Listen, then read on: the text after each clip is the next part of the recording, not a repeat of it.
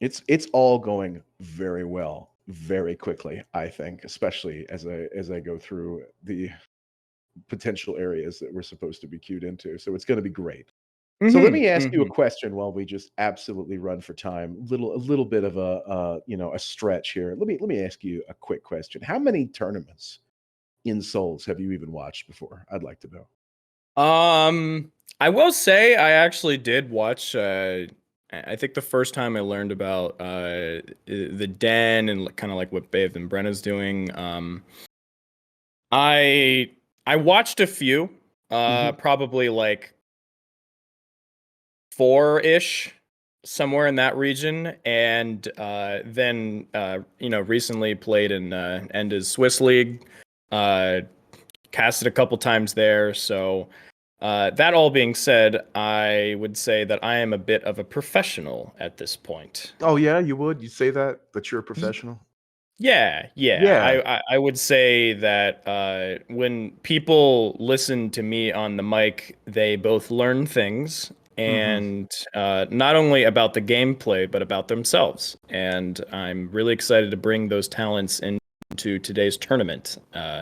So, Well, I think we're uh, going to learn a lot about you today. I know that most people know plenty about me and know exactly the kind of quality they're getting into. And it's a lot like that painting you got in the background. You want to show that off for chat here? You want to yeah, yeah, you want to do sure. that? Yeah, let's show off Sure. that So on my wonderful piece. streams, I like to do this thing where I don't play Elden Ring and I Oh, do good something else. decision.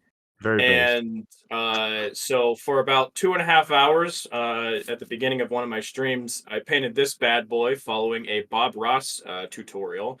And let's be honest, Uh-huh. I might be the new face of painting. People are saying that.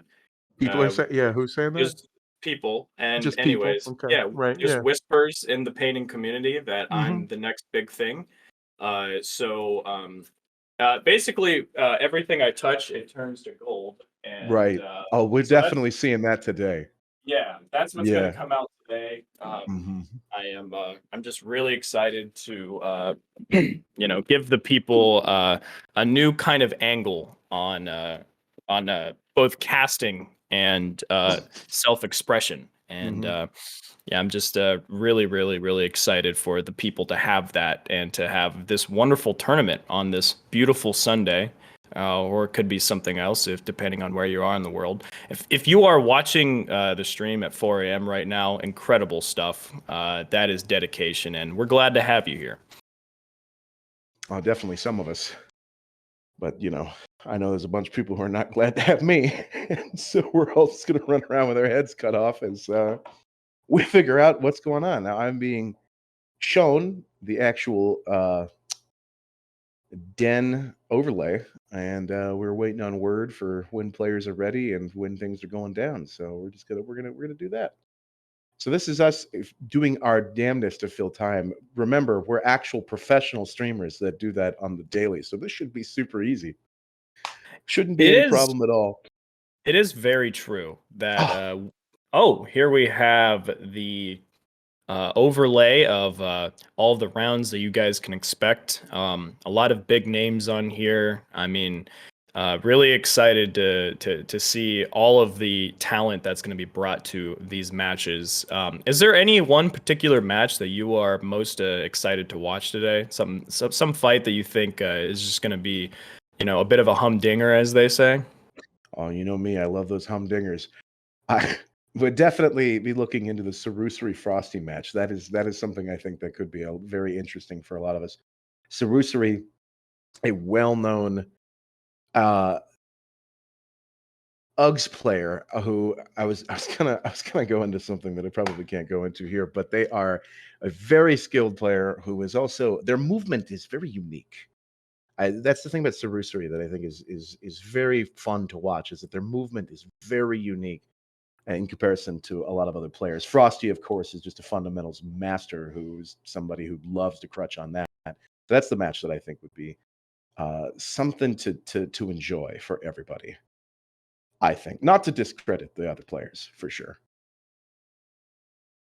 Yes, yes. I'm actually I saw that one as well, and I'm really excited to see that work. I was watching Frosty in Enda's tournament, and something interesting about Frosty that I think is really cool is they just bring a whole slew of different and interesting weapons. I think in every single match that I've watched Frosty play, every match he was trying out a new weapon.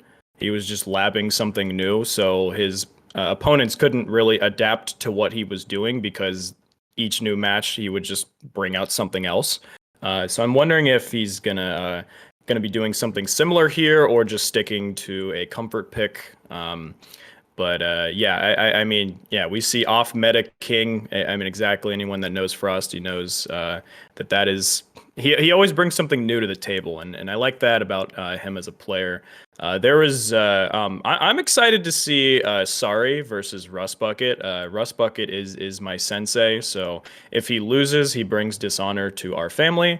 But I know Sari is an incredibly strong and powerful shunter player. At least my experience with him is that maybe he's picked up some more weapons. He might be trying out some different things, especially maybe for this first round. But I know I've been on the bad end of his shunter before, and that is a scary thing.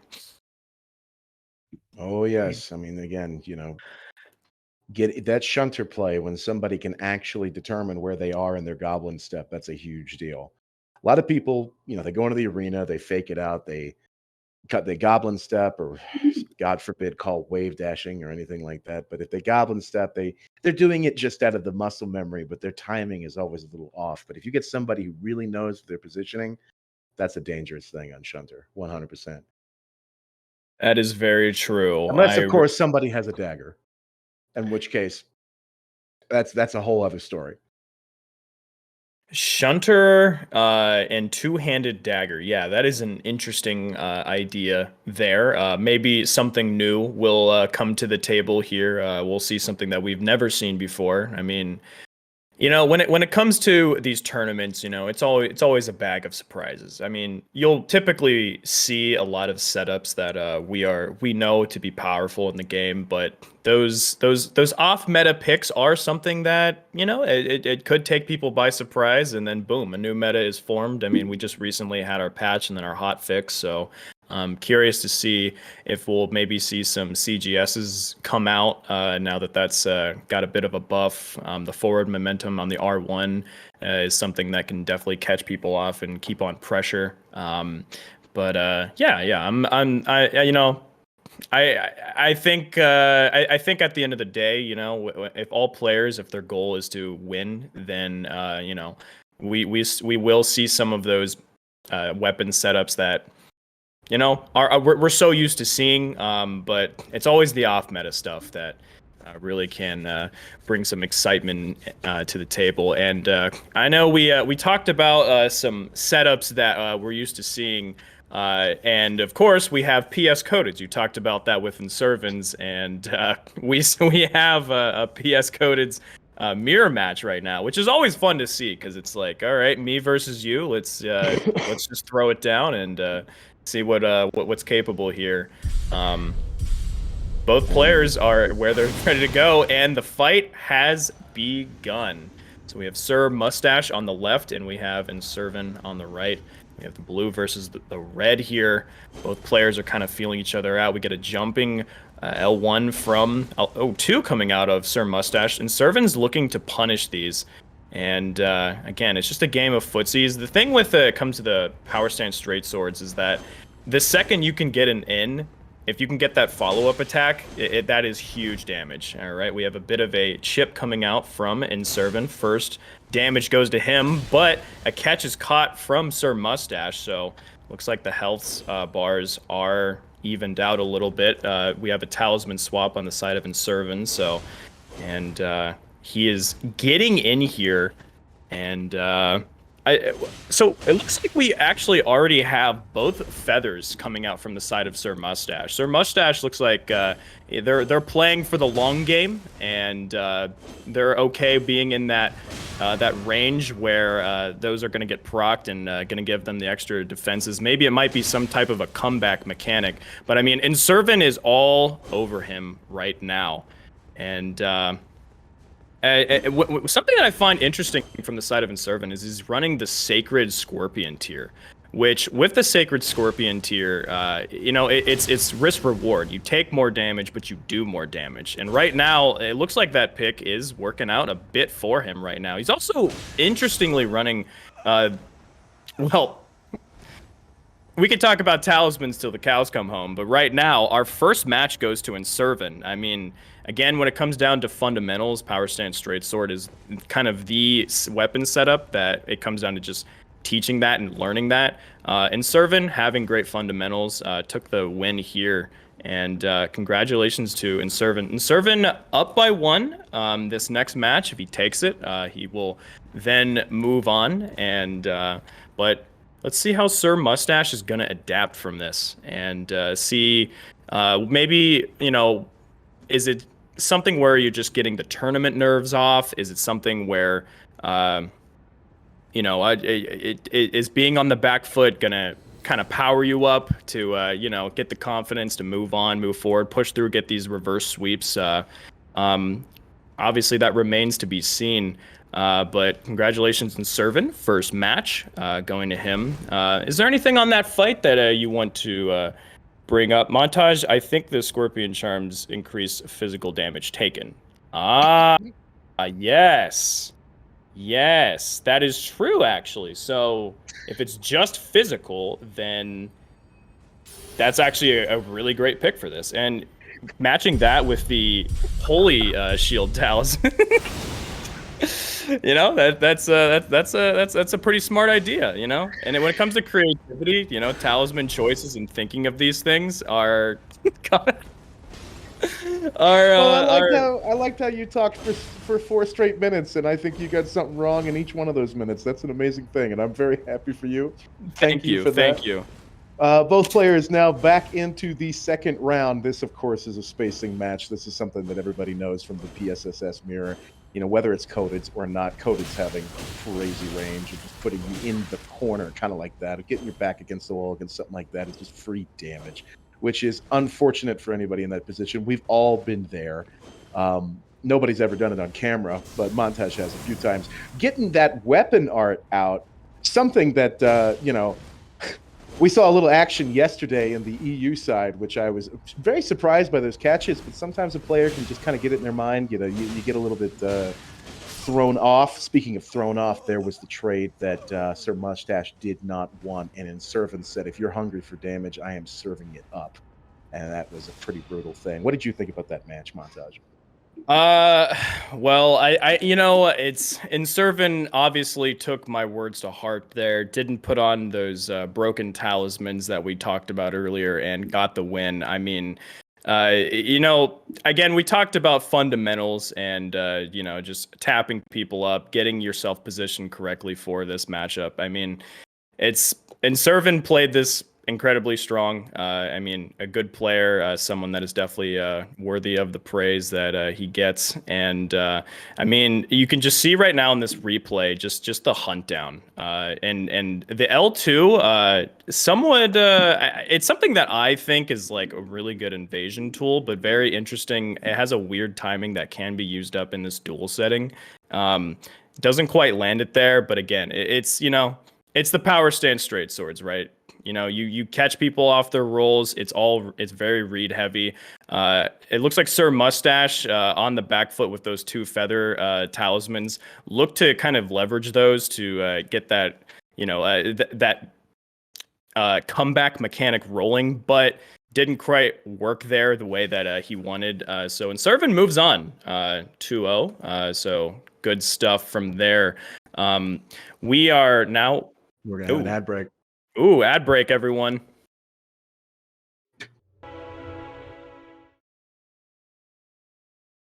Okay, we are back. So let's just talk a little bit about that first match, Dragon. What are some things that you took away from that as far as the match itself, the Power Stance Straight Sword matchup, the casting? What are just some general thoughts? Well, I mean, we know we've seen the coated mirror many times before, and I can tell you from my previous experience with Inservin, he was quite comfortable in a matchup like that, and I think that kind of thing showed right there. That is a player who knows exactly how to space that out, where to be, how to be, when to attack, and how to keep that pressure on to where you're in the corner. A lot of running back and forth is needed in the PSSS mirror, as entertaining as I know we all find that to be. But you can force an opponent while they're trying to space you to continue to back, and you just don't want to be against the wall. And we saw that a few times in that fight. Yes. As a professional duelist myself, I did notice all of those things. And I have to say, you were definitely correct and on the money with that. I mean, the Power Stand Straight Swords matchup is, it's like I said, it's one of fundamentals. I mean, any mirror matchup, it's just going to come down to who's playing hotter that day, who has less things to complain about. Is the temperature too cold? I'm a big fan of that. But yeah, all of these things, of course, jokes aside, Inservin's played that incredibly well.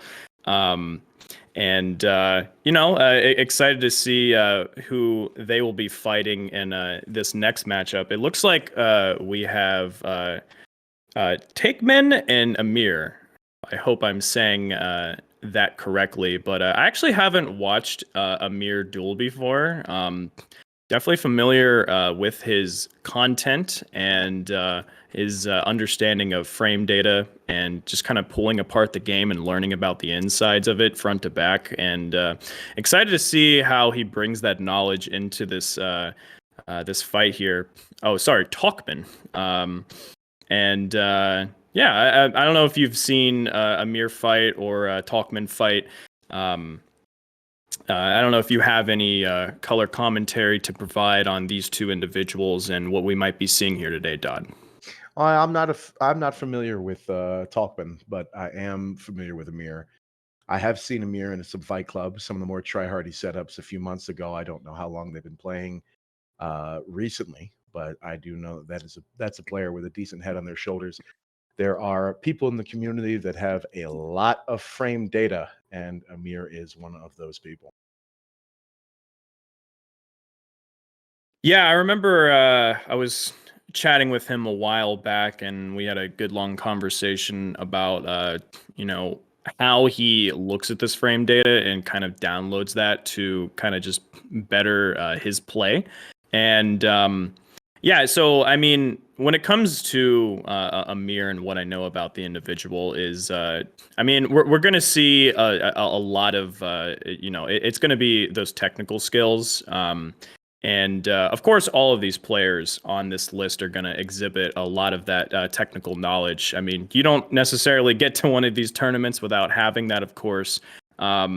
But I know when we have somebody that actually takes the time to learn that and go into the background, I think that little bit of extra knowledge is something that can go a long way. So really excited to see how that looks in this match. But we have both players ready and on stream. And we have Amir on the right side in the red, and we have Talkman on the blue side here. It looks like we have a double seal from the side of Talkman, so that'll be very interesting to see. Is that a spirit summon coming out? Okay. So we have a spirit summon, and it looks like a 2v1 against Amir. Amir is running the health and steeple, and we have a dragon breath from the side of Talkman. Okay, so it is a dragon incantation build. Very interesting. Very interesting. We have Stone of Garanx flying out. I mean, that's going to create a lot of pressure with all of these incantations. Look at all these projectiles. We have Pest Threads, we have Bestial Sling, we have Frost Pots, we have more Dragon Breaths. I mean, oh my gosh. If I were Amir, I would be dead right now. Doesn't get the punish on the Dragon Breath right there. Yes. There's definitely a bullet hell going on currently, and during. I would like to remind people that I'm a super last minute pick and that I don't actually know what each and every rule is for this tournament, which is always a great thing for a commentator to not have. And the Spirit Summon is in fact a surprise. The Spirit Summon and Amir seem to be trading blows at the moment, being as red as they are, and it seems this is just an absolute chaotic match in which I was not expecting. I am at least surprised. I will give that to Talkman. I am surprised at what I am looking at, and oh dear, Amir goes down. And I probably would have gone down too if I was sitting there staring at the bullet hell that they was engaged in. It's not often that you see a duelist have to deal with an invasion scenario, but I feel like that definitely was. Yeah, that was very reminiscent of a typical Elden Ring invasion gank. We had two people just absolutely spamming projectiles at you. You know, it's funny when we started this match beforehand. We were talking about technicals and frame data and understanding all of that. Well, sometimes it seems like a little bit of that goes out the window when you have a million projectiles coming at you, and instead of working on your gameplay and your strengths, you're playing a bit of a defense game. And it seems like now that Amir knows what he is up against, I think he's gonna have to go on the offense to really take this out. I mean, if you give Talkman the chance to summon that Spirit Summon again. And you have two people just running these AA-12 shotguns with this bestial sling. I mean, you're gonna have to shut that down. That's really the long and the short of it. Well, I am sure some people are scrambling at the moment, wondering if that's something that they can do too. The Talkman defining the meta of what people are running around in the background doing. Good for them. Anything that embarrasses Elden Ring is on par with me, so I'm happy for it.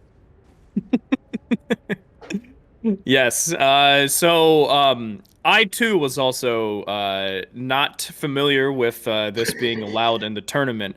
So, I mean, this definitely does kind of change things on its head, I would say. I mean, like, now that we have this incantation build, pure incantation build, um, I wonder what Amir's response is going to be to that. I mean, maybe we see something like an HTS that has a good rundown, just something that you can get, some quick damage off and get that pressure right from the get-go, or just throwing pots, some way to really stop those early game buffs. But I mean, it's this is an entirely new game from what I thought we were going to see. But now that ganking is on the table in this tournament, that changes things a little bit. It is definitely something to see. I mean, we all talk about somebody bringing in fundamentals or somebody bringing in a weapon that is, a little bit off meta, and we were looking forward to that in the future. But now we see something truly off meta, and that is somebody realizing, hey, they didn't say that, so here we go. And now we're looking at the true knowledge check. Have you done an invasion before? And that is what we're going to be looking at for a little bit here. Yeah, I mean, I kind of like to see it because you with having the comp scene here, most people are just duelists and duelists strictly. Invasions are something you don't take the time to do. So having that bit of a knowledge check is actually something that can be proven to be fortuitous. For Taikman here, and again, curious to see how Amir responds. Looks like he has the off stock, and both players are in their corners and ready to get this second match going. Well, I'm sure we're all excited to see how that's going to go, and whatever PMs are happening in the background as everybody is running around wondering, did I pick up the Mimic Tier? Did I level up the Mimic Tier? Is that something that I can do? Where are those? And shout out to Fexter Life for having all the information needed to find those little glowworm whatevers that, some PvE thing that nobody actually knows what is, because y'all are using mules, and I understand that. I did too. Yes, that is very true. Gosh, I think this singular match here is going to completely turn the whole tournament on its head. If these things are legal, then we have to ask ourselves, are we going to see some build switches last second? Players on some builds, maybe they're not familiar with, but know are very strong given the rule set. I'm curious to see after this match if we're gonna see more of this. If we're gonna see, more Mimic Tier, more, Dragon Breath. I'm excited. Well, we will have to see. Now, there are no score points on the board, and we're not getting the messages, but I'm letting you guys know that this is a reset. This was apparently an omission of the rules, and I am looking through the background chatter to make sure that this bit of an oversight keeps us going. We don't want to waste anybody's time. We don't want anybody to get too pissed off, and we want to have, what we're all looking at. And begin. So we have done exactly that. So we have the Health and Steeple out again from Amir. We have okay, so it looks like we don't have the Spirit Summon, and it's just going to be a typical incantation build. You have the Azure off staff to get those quicker cast times in. Right now we see Tuckman just getting those quick bestial slings in, getting that chip damage. But the second that Amir can get on top of him, he will be doing lots of damage, unless of course you take 2 Garank stones to the face. I mean, this is just a slobber knocker. Both players, despite one being a caster, are in each other's face. Having that catch flame as a close range option is a really good idea to alleviate some of that pressure. But we have Amir putting taikman in the corner, gets out of the corner, resets to neutral, see more bestial slings, and I mean, again, it's just a matter of dodge, get in, and get that damage from the side of Amir. Well, slobber knocker being the technical term, and we're definitely seeing it being played out in this matchup. Amir getting closer and closer, but knowing that rock sling just keeps knocking you out. It's one of the most irritating spells in the game, and we all know it and have felt it. That fast cast that is just not letting you get close. But that, he says, now close that bad breath, take the mint. I don't want to deal with that Dragon Roar. And some more rocks are just being thrown. It's like a Mordhau match against hooligans. What are you going to do? But strangely enough, able to get those catches in, plenty of that Dark Flame, and there is the last catch. Dagger says, no, we don't want Dragon D's anything, and they're just going to watch it happen. Yes. So the first match was omitted. So congratulations to Amir for taking the first one. I mean, I think that's actually something that worked out in Amir's favor, having that extra match to see what the game plan of taikman was.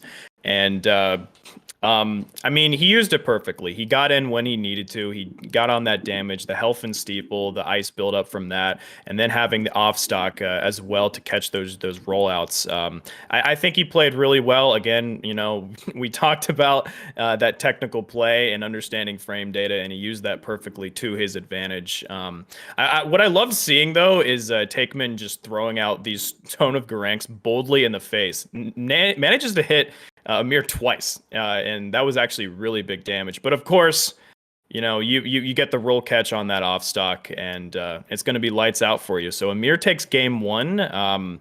Let's see how game 2 goes. Now that both players know what the game plan is from both sides, I'm excited to see how they adapt. And we have the next match in 2, 1, go.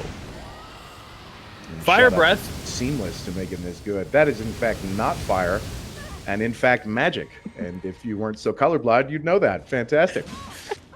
Tomato, a dragon is roaring somewhere, Dodd. And we have the Banished Knight Halberd on this Frost build, getting a couple chips in. Of course, though, with that early breath, the health advantage goes to taikman. Talisman swaps are out right now. And if you look at taikman's talismans right now, you can see that he's running both of the incantation damage boosts. I mean, he's looking for full damage here, and hopefully trying to manage to hit some of these combos that can work out in the side of a caster.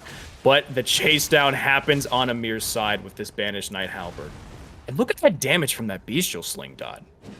Oh, I've seen that before, and it is definitely something that I have thought about throwing a controller for, much like they're just throwing pocket sand into everybody's face. It is a very irritating thing to do when you just become a constant hitbox, but somehow breaks your poise every time. It doesn't matter how much you have, as long as you have it, it means it doesn't work for you, and we all know that feeling.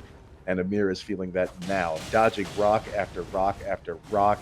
Talkman has decided that he's an earthbender and wants to show off some of those primo skills, and probably thinks Legend of Korra is better, and they're just wrong about that. There's some Catch Flame coming out. He truly is the avatar. Catch Flame, of course, having pretty high poise damage, which can not only roll catch, but definitely just spam in your face. It's a pretty safe option, and considering that's what we're seeing here, we know that Talkman is really feeling that one out. Amir is getting a little bit cooked in that, but the halberd dagger combo says, I can still chase you down. I've got my own option, and I will take that trade. And Amir takes round 2.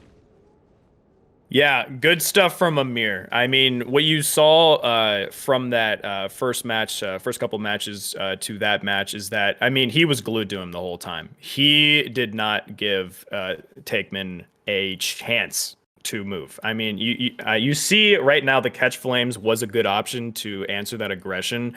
But when you have the spacing of the Banished Knight Halberd that can give you that little bit of range in between the Catch Flames, I thought that was a good solution to this build-up. I mean, you have like a medium range weapon like that. That's what you want to see as the response to his one defensive option. So good stuff from Amir. I also liked seeing the dagger in the offhand. I mean, he did a lot of work in some of those trades where he, Taikman just decided, okay, I'm going to do my Catch Flame, but Amir was just like, you know what? I'm just going to keep spamming this dagger in this face, and this buildup is going to do the job for me. And of course, taking that second match, it did work in his favor. And it's an impressive thing. Many of us have felt the sting of Hal Dagger. And that is one of those moments that Talkman, though being the actual talk of the channel for a brief moment there, as there was a slight oversight due to the seamless update, that is always funny to see, but he will be leaving us as the Hal Dagger takes it. Amir knowing that frame advantage on those chases is just something that even Catch Flame can't really deal with. Now, I'm a big proponent of Catch Flame, and you know that, but against Hal Dagger can still hurt. I've even taken some L's to Enda, sad as it is. It has happened because of Hal Dagger, and it's embarrassing to say, but it's something I have to say out loud. You know what? I just want to say a big shout out to you for admitting your faults and losing to Enda. That is truly a tragedy. But I mean, if we're going to talk about what we're bringing to the table as far as, solutions to problems, I mean, there you have it right there. I'm going to get you later. You'll pay for that one. I don't think you'll do that. I'll get you. But back to the tournament. As we both, awkwardly stare at chat with our screens up and wonder what it is that we did to actually end up being here. Here we are, looking down at chat and thinking, what is the next match going to bring us? What are we going to see? Whether or not another oversight might be made, that's entirely up to the players. We will know then. That is true. Well, you see, Dot, if you used your eyes, you could see that it's Faraday versus CADBOT. And Faraday, someone that I've had the pleasure of fighting a lot. I know he likes his PSGS. I've been seeing him run around with 2 shunters, which is technically not possible in the game. So curious what that's all about. But we have him against CADBOT. CADBOT's someone that I am also not familiar with, but maybe you might have some more insight on that. I do not. Fair enough. So you have a bad bounce and a bad read. You could just keep talking. Well, you hate to see it as a sports fan, ladies and gentlemen. But so with this next match, so we have the 4 players. We have Faraday, CADBOT, hadidub, and Beebeard. And it looks like hadidub has a pretty good ranking in this, as does Faraday. Now, I will say I have played against Beebeard. Personally, to me, he is a nightmare. Well, technically, all of these players are, considering that I'm kind of a bit more from the casual scene, but still happy to be on here today to give more of the casual experience to some of the viewers here. Whereas Dodd, you're that professional viewer here. Look at that, the double shunters coming out, and the response to that is the PS codeds. So excited to see how that works out. We have the blue and the red. What do you think is going to take place here, Dodd? Well, we do know that Faraday is a big proponent of the shunter. Big fan of it. Big fan of PSGS, and who wouldn't be if you realized how much damage you could actually put out.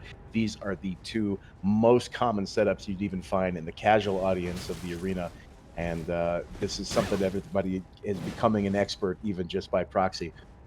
There was a little bit of sling there I saw, so there's some options in the coded area that you might not see with shunter. But shunter can of course close in and says I can make those trades too, and we will have to know. One thing that we were discussing earlier about something that you got wrong, which was hilarious to see, was whether or not the Scorpion Talisman was worth it in a double coded fight. Well, at this point in time, the Scorpion Talisman would not be good for the coded against this shunter, which is just chasing CADBOT down, doing those PSGS things, and honestly, nobody ever wants to be in this position. What would you do with this position, Montage? Yeah, well, with my expert analysis, I would not be running the Scorpion Talisman. I think you're right on that one. I knew that. But either way, we have both Feather Talismans coming out from the side of CADBOT. He can use that damage. Next attack is probably going to seal the deal. If Faraday changes his weapons, though, I think he might be able to tank another one. Ooh. Doesn't get it. The red Feather Talisman pushes that damage boost just a little higher. And look at that. CADBOT taking the first one with the PS Codeds. Faraday is an absolute shambles. And I cannot wait to see the Johns. They are going to be one of my favorite things in the whole world. Classic Codeds indeed. Coming right into your face and saying, check this out. I can roll catch. I can chase. I can space. I don't care. And you're going to feel my lightsabers as I pretend that I'm playing Jedi Survivor on a PC that can actually run it. That is an amazing thing to see, and I wonder what the next round is going to do. If Faraday maybe will be a little bit less aggressive and kind of space those out a little bit more, it is going to be an interesting thing to see. Well, Dodd, that is very bold of you to say that there is a PC in existence that can run that game. But yeah, Oh, that's why I use the word pretend. I mean, because yeah, well, fair enough. Yeah, well, I mean, hey, so we have the one matchup on the side of CADBOT, and we see Faraday. Here's the thing: is that when it comes to PS Codeds, we know that damage is a huge deal. But look, the double shunter, I mean, you hit a JL1 with that thing, boom, there's half of your health gone. Oh, yes. And so the damage is there. And again, it's we have a bit of a missed out on CADBOT. Looks like they're going to rearrange their builds. And we have a replay from that last match. Both players feeling each other out. I mean, I think what I actually didn't see a lot of coming out from the side of Faraday was that vortexing. Manages to hit that there, gets two. So I actually kind of lied about that. But that third hit, it really would have sealed the deal on CADBOT. Didn't manage to get it, and CADBOT using that talismans to actually get back in this and get that damage up. The thing with this matchup is that PSGS is a little slower compared to the PSSS. But it's still, damage is heavy on both sides, so these matches can go very quickly with these. Oh, we have the singular shunter coming out from the side of Faraday. And there is that was an interesting sidestep there. I was going to say earlier, we know that Codeds has options when it comes to incantations. I don't know if I will. The Vortex is getting so in there, and we talked about the Vortex, and you're watching it right now. The Vortex putting pressure on his Cortex. What a bad day it is to be CADBOT running against that single shunter, which decides, no, I can anti-air, I can chase, and as long as you continue to roll in a regular fashion, I'm going to continue to punish that.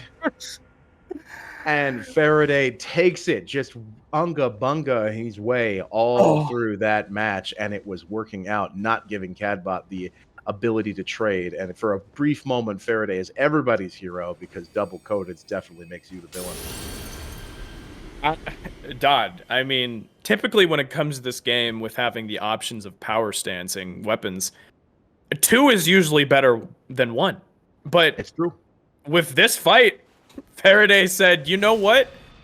And that's actually not the case, because he heard my incredible commentary and talking about the Vortex, and he said, oh yeah, that exists. And he decided to then proceeded, to hit CADBOT with 9 consecutive crouch R1s, and there you go. There was the match. So well done to Faraday on that one. It looks like he's sticking back to a singular shunter. He found his footing, and I mean, going into this match 3, I can't see why we would see any bit of a playstyle matchup. The man is dancing right now on stream because he is just giddy with excitement for this singular shunter vortex. The fat man cometh, and he is ready to impale repeatedly as both players are getting into positions. Some gestures are thrown, some dancing, some waggling. These guys are definitely looking at each other and going, okay, here it is, match point. We're feeling it. The countdown has started, and we're going to see the fancy effect. Shout out to that as they get in closer. And Faraday wastes no time to get in there as my bit rate lowers a little bit on Discord. Thank you for that, those amazing servers. There is a little bit more spacing. Just goes ahead and forgoes his flask until the mid of this fight. That is an interesting play.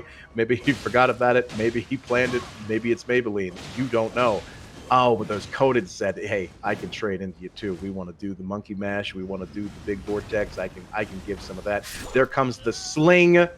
Ooh. Coded setups have that option, and you can never forget about that off seal. That was brutal. CADBOT taking the second round to finish that one off. Just like the story of Icarus, Faraday flew way too close to the sun once he saw that how he started that match. He saw the way that, look at this, boom, into another one, catches the jump. And he saw that he had this health advantage, but it seems like he may have temporarily forgot that these are coded straight swords. You power stance them, you hit that 2 or 3 times, boom, all of your health is gone. And look at this. He's like, surely I won this. Pops the bubble, and then keeps going in, forgetting that. Look at the weapon you're fighting, man. All of your health is gone. And just like that, Cadman then switching off to the seal and using the pocket sand to take it, gets the jump attack caught. And that was the game. I mean, that was a really great back and forth. I just want to say, shout out to Faraday for making that adjustment. Didn't quite work out in his favor, but wow, just good stuff to CADBOT. Both players going back and forth. You want to see those even matchups. You want to see those quick adaptations on the fly, and I think we did see that. So it's bad. Never mind. No, I listened to your advice, Dodd, and should not have done that. But speaking of listening, the viewers are listening to us right now. I just want to gauge the chat right now. How is everything going for it? What do you guys think of the tournament so far in these matches? What are your thoughts on Faraday? Did he deserve what he had coming to him? Is Cadman the new face of Elden Ring PvP? Just let me know your thoughts in chat. Well, I think that chat's going to give you some mixed responses on Codeds, and we all know that Faraday is a fan favorite, shunter or no shunter. As I am sitting through my refrigerator here and grabbing myself a water that doesn't have curdled milk in it, like your mistake earlier. So good for you. Yes. well done, mistake. Very well done. During the ad break, I did drink a cappuccino with questionable milk inside of it, and right now I have a disgusting taste on my mouth. But the opposite, the flip side, what has a great taste in my mouth is this next match between hadidub and Beebeard. I am just I've seen Beebeard do a bunch of different setups, but I know that he is very comfortable on that power stance straight sword setup. I'm wondering if we're going to see that today. Yeah, so I mean, we have CADBOT moving on, and they will be fighting the next match winner of this Beebeard and hadidub. So far we have Amir and Inservin moving on, fighting each other in round 2. That's going to be a fun fight. Both strong players, and really excited to see how that one works out. And both players are ready to fight there in the arena. We have Beebeard in the blue on the left and hadidub in the red on the right. And looks like we have power stance spears on the side of Beebeard. And we have looks like a Sword Spear with off stock coming from the side of a hadidub. Okay. So Phalanx comes out on the side. Looks like what, are those Claymans I see? No. They're the normal heavy spear. Okay, interesting. They look like partisans to me. And you get that phalanx in there. We've all felt the phalanx, and we know where that's at. We've already got a frost proc on the field, catching him through those rolls, and boom, pulls out the bolus and gets punished a little bit for it. But here comes the halberd. Halberd says, "I've got the range, the same range as you. I might not be able to spam it as much, but my off dagger is scary, and it is my big chase down, and I love it." And that is something hadidub is going to need in a matchup against dual spears, because we've all felt that one many times. That frostpock is building again. Both players trading it out. We can see that the talisman buff is already in there. Phalanx again, it's a safe pick. That roar just did not come through, which is unfortunate to see. No punish against the phalanx. Phalanx is one of those things you can either call it out and punish it then, or you're just going to miss your opportunity. I really like seeing the Godskin Swaddling Koth coming from the side of Beebeard. It looks like he is able to proc that pretty frequently with this setup, and something that I did not see coming. And more phalanxes coming out, landing on hadidub. Forgive me on that one. But it looks like Beebeard is just going for this full damage setup. We have the Swaddling Koth, we have the Rotten Sword Insignia, and we have the Prosthesis Talismans. He is looking to just connect multiple hits, and if he does, that is going to be huge damage on the side of Beebeard with these partisans. And they will hurt. We've all seen it. We've all felt it, and it is bad. Another frost proc there. Now we're going to wait for that moment of the phalanx to come out, and maybe to punish a bolus. There's some distance there that I wouldn't give, but there it is. Watching the players kind of space themselves out. Of course, you can set off your talisman buff even through phantom hits, which, you know, thank you FromSoft for that. We're all loving it. And the partisans are getting closer and closer for those big damage hits. But again, a buffed sword spear is nothing to ignore. And I'm getting a notification from Windows that I can update to 11. How cool is that?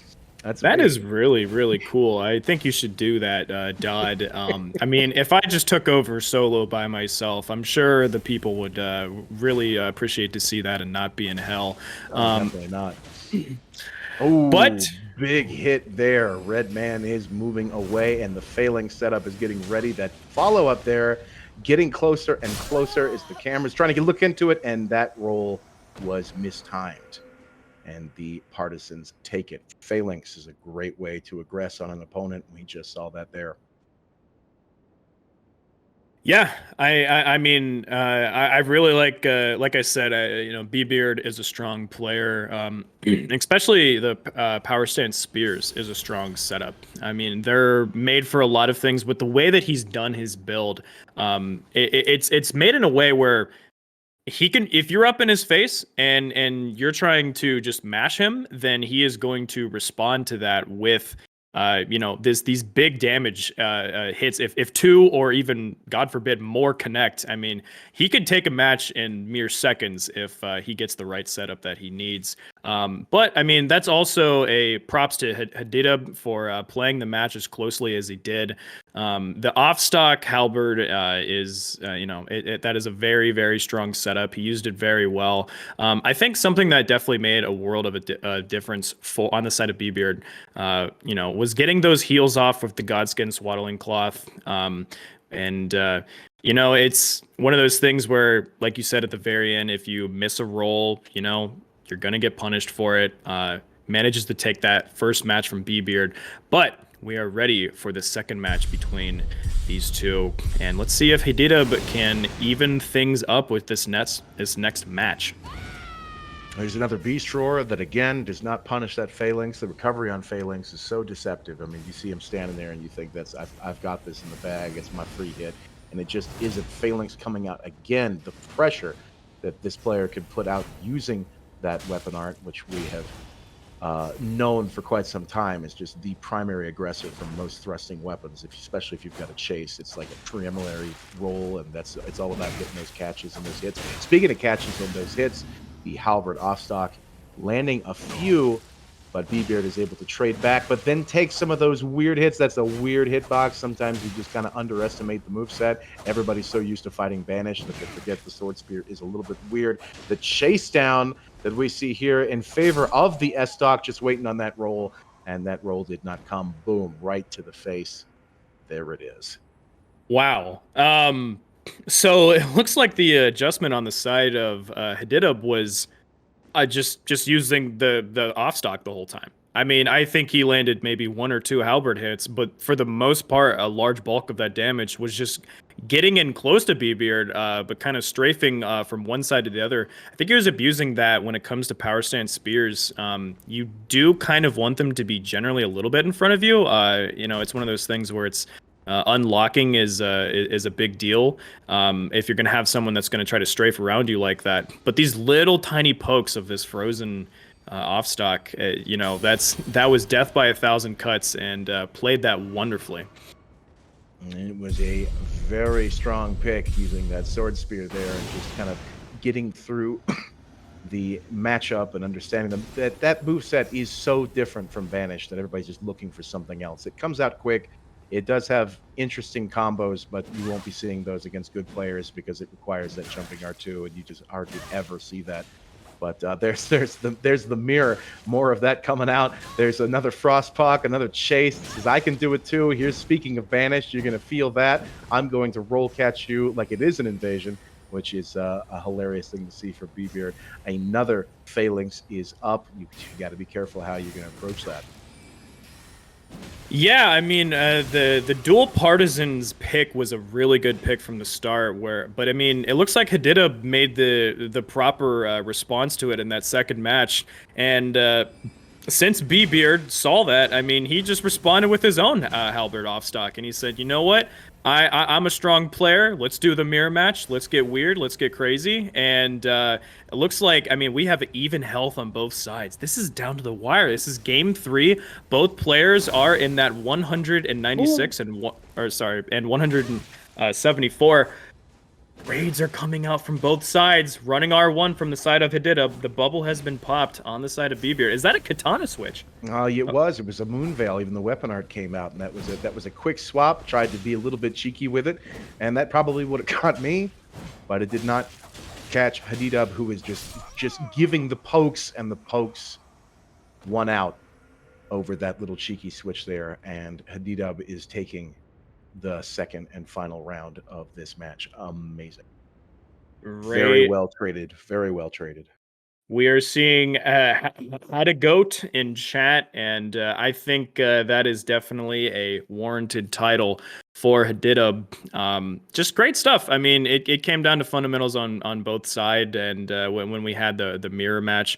And I loved seeing the moon veil come out. Didn't quite catch hadidub off off guard like Beebeard probably wanted to have happen. But the running R1 and just keeping the pressure on from the side of hadidub. I mean, it looked like hadidub was really just aggressing for most of this match. And with Beebeard trying to do these weapon swaps and doing these interesting maneuvers, he was definitely making it hard for Beebeard to finish out the plan that he had. And look at that. I mean, the off-stock pokes, again, like I said, death by 1,000 cuts, and played the match well. Incredible stuff from hadidub. Congratulations on moving on. Yeah, you could see in that replay, there was a moment where Beebeard said, "Yeah, I'm going to poke, and obviously you're going to roll." And Hattie said, "I'm not going to do that. I'm actually just going to poke you again because you've given me that opportunity." It could have been a stamp check. It's hard to know in Elden Ring. I do like that Beebeard was trying to pull off a reverse jump with that falling attack, and I got to be honest with you, that's something I wouldn't have tried because I'm not brave enough. But that was a very, very interesting move. Had that connected, that would have definitely impacted Hattie's mental 100%. That is very true. Hattie,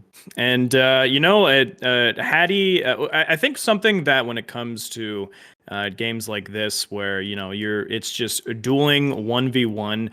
Momentum's a big thing, and honestly, in every competitive game, momentum's a big deal. Once you pull off that move that maybe shouldn't hit, or just something really interesting, the mental game definitely changes, and you can see some incredible upsets. You can see uh, just miracles happen on screen, and but didn't quite get it on the side of Beebeard. Still great performance coming out from Beebeard. And Hattie moves on, and they will be fighting CADBOT. And round 2, our next match, we have Shieldpoke and Omastar. I am familiar with Shieldpoke's play. Omastar, I am not. So I am excited to see new players, new faces, as if this community isn't dying. We are all feeling that. And it's nice to see that some other people are popping in and saying, you know what, I'm going to give this a shot. I have put myself up on the ladder and I'm ready to fight some of these players that we're all a little bit more familiar with, which is always a daunting thing. Shout out to everybody who is giving that a try, because it is always a daunting thing to know. I've seen that guy in tournament. Now I have to fight him in ladder. And that takes a lot of bravery on its own. Yes, that is true. And one thing when it comes to new players that it's cool to see is, yeah, you're seeing new people come to the roster. Like for instance, RuskBKT. This is his first Den tournament appearance. He was someone that, like an Amir, likes to really break down the game and understand frame data, and utilizing that to his advantage. And but streamer turned tournament player, and excited to see him have his first debut here. I'm not familiar with Omastar. Omastar as well, but again, seeing new faces in the scene is always something that is treasured, because they can bring something new to the table that you haven't quite seen yet. And I did misspeak. Yes, RuskBKT has also had an incredible showing in Enda's tournament in his Swiss league, and but all of that to say, though, Shieldpoke is an incredibly strong player, so this could be an uphill battle from Omastar. I'm slurring my words today. Spin that curdled milk. Yeah, I think it's really getting to my head, and it's giving me brain rot. But I'm still here and ready. I'm still really ready for this next match. Are you ready? Yeah. Anyways, so yeah. So what are you hoping to see? You said you've fought Shieldpoke before, and what is something from Shieldpoke that you're expecting to see here today? Well, something different from that I currently saw somewhere else. But I'm expecting a lot of good mechanical plays. Shieldpoke is a very good punishing player who understands the movement of the game a little bit better than most people, at least from what I've seen. And it's always fun to see those type of very intricate, precise movements in a game that really rewards that kind of timing. Even if the weapon damage might be a little bit too high, maybe it might be too rewarding, but it definitely rewards that, and it's nice to see it. It's nice to see it. So I will enjoy that when it comes to it. We have both players here. We have Shieldpoke in the blue and Omastar in the red. The first match starts now. We have what looks like dual Nagakibas on the side of Shieldpoke, and we have a wave from the side of Omastar. Omastar gives out that wave, and for a moment there, Shieldpoke respected it, which is surprising to say the least. We've got some changeovers. Maybe they weren't ready. There's a matchup change. Maybe they're testing out the latency. It's hard to see, but I was not expecting Shieldpoke to come in here with dual Nagis, and we're gonna get closer and closer to finding out whether that will work. Now we do see, I believe that's poison. If the resolution on Discord isn't failing me now, that is a decent high lat pick, and I'm not aware of the lat between these players, but I know that Shieldpoke is watching that meter go up, probably has a bolus on hand, and says, yeah, I don't want to deal with that, as we definitely know that Omastar just wants to get closer and closer and closer, moving through those bundles. Do not get hit by that unsheath. That is going to be massive damage, as we have all felt. Getting closer again. Those, man, I'm telling you, the recovery on the last patch for these weapons is going to give people a little bit more options than what some might be familiar with katanas. I don't know if you've seen that yourself, Montage, but I have definitely felt it. There's that one actually connected. There's another connect right there. That recovery being what I was just talking about, able of that kind of aggression to come out from the katanas is definitely scary. Yeah, I mean, Shieldpoke is playing these katanas incredibly well. I mean, he's using everything, the Unsheath, Ashes of War, the jump attacks, the entire toolkit that makes Nagakiba very strong. He is leveraging every piece of it. I'm wondering if the game plan from Omastar here is to get that poison proc and then do maybe a bit of a weapon swap. I mean, he started with Coated's and a jump attack in the corner with nowhere to go, these wide sweeping weapons. And Omastar had nowhere to go. Shieldpoke takes it. I mean, like I said at the beginning of this match, Shieldpoke is a strong player and has great fundamentals and was using that to his advantage. Was able to corner Omastar out and finish that match. And it was definitely something super spooky with that kind of movement there. We're probably going to get the replay here to show it off. Yep, there's that big unsheath hit, which was not the big one. That was the R1, which I'm sure changed up the timing there, getting closer and closer. Very well-timed crouches that were spooking out Omastar just a little bit. Another jumping attack showing off that range from those Kibas because they are nasty. And with the one of the last updates, we know that recovery for most of their attacks was lessened. So it makes it even easier to put pressure on your opponent with those. Yeah, I remember when the patch dropped, Dot. I remember you vividly saying katanas will be the next big thing. And are we seeing that here today with Shieldpoke and his performance on these?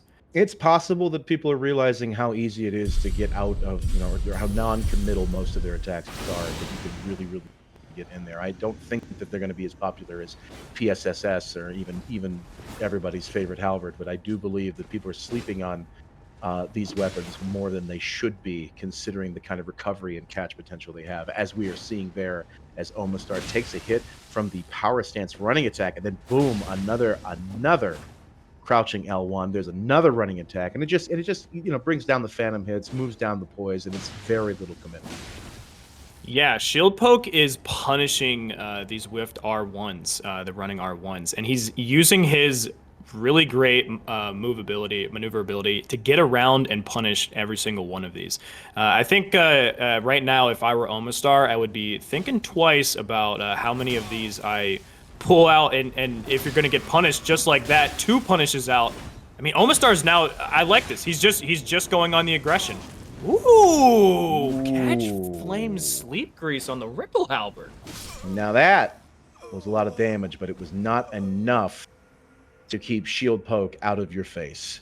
And catch flame is a very, very, very fun way of getting people out of your face, but Shieldpoke knows where their damage is at. They know where their poise is at, and says, I'll just do it again.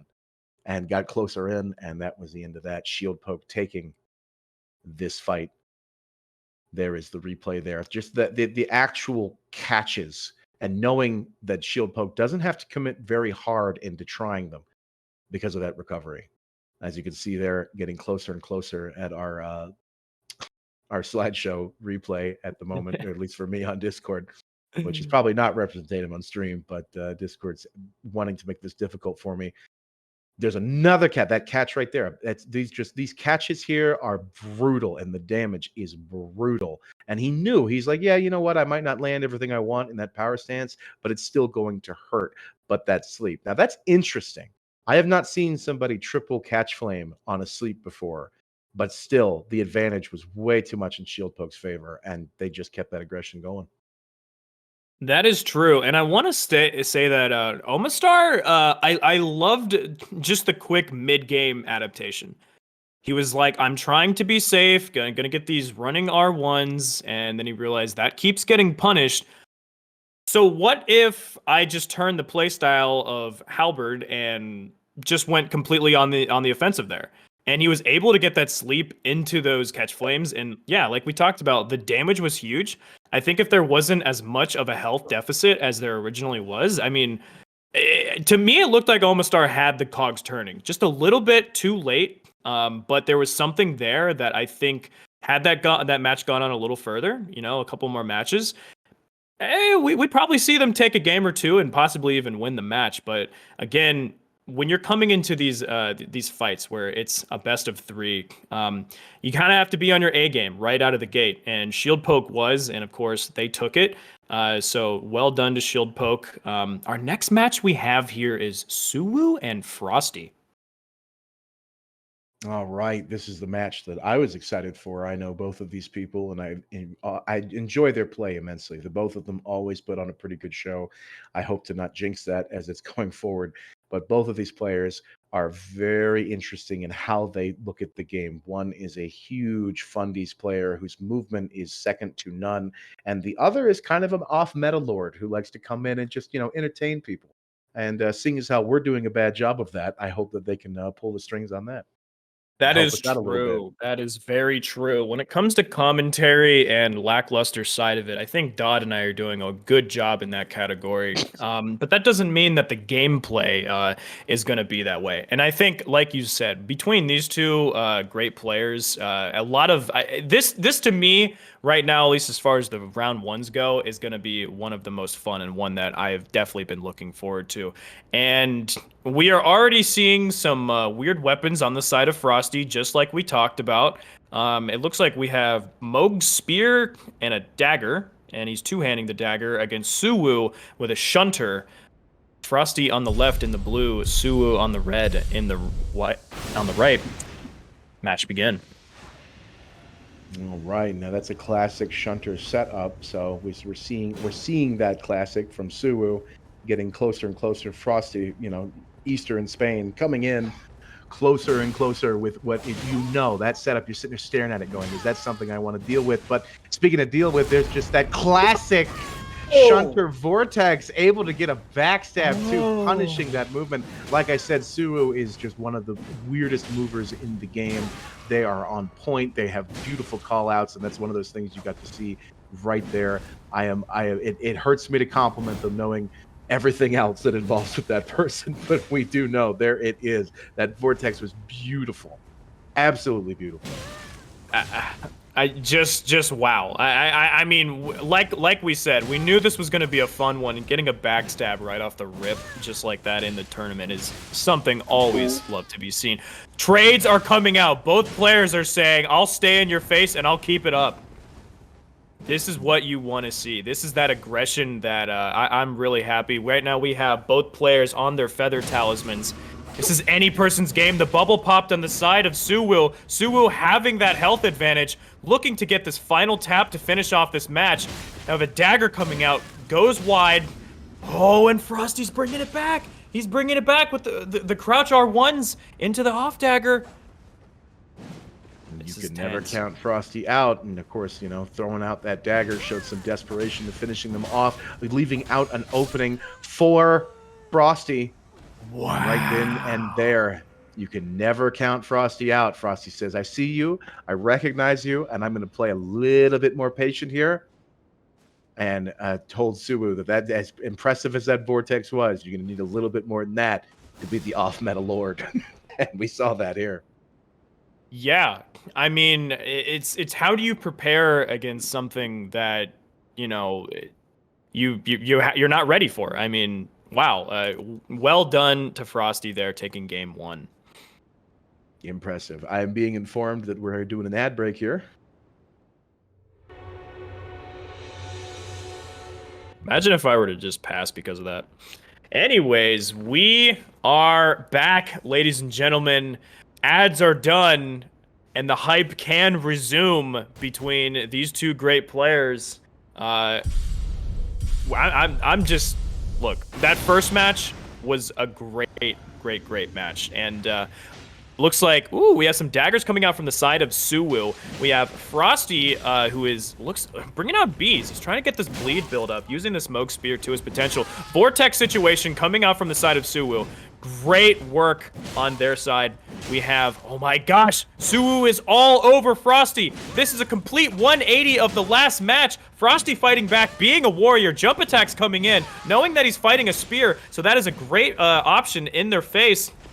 Okay, both players. I mean, right out of the gate. Just look at this. Frosty with, oh, the call out, the jump call out into the Moog. L2 takes it over Suwu. You get in the corner. There is not many places that you can go. L2 Gaming prevails. Frosty takes it 2-0. Like we said, ladies and gentlemen, this man always brings something interesting to the table. And interesting to the table he did. Incredible work. I mean, Suwu showed so much growth from game 1 to game 2. But Frosty just mounted an incredible comeback there into the mid to late game. As soon as Frosty got out of this fort, I mean, just look at that. Like Suwu, 5 attacks right back to back, and that jumping R1, getting Frosty out of the combo was such a big thing for him right there. Suwu back into the vortex situation, and this reset to neutral gave Frosty the little bit of comfort and wiggle room that he needed to come out of this. And the L2 from Moog Spear, I mean, such a great option when you have someone that low of health and an arena that is smaller like this. That's well done to Frosty. I mean, great stuff to both players. And the thing is that when you watch a game like this, you just want to see just good Elden Ring. You just want to see good fights, and both players brought that to the table. Great stuff, Suwu. Great stuff, Frosty. Here we have the next upcoming match, though. Let's see if the fire can be brought from both sides on the side of Sorry and RuskBKT in this next matchup. Like I said, RuskBKT is my sensei. He taught me everything I know about the game, including the fact that I didn't know Scorpion Talisman is only physical damage. So if he loses, it's on him. But we have Sorry, who I know to be one of the best shunter players, at least I have ever seen on my end.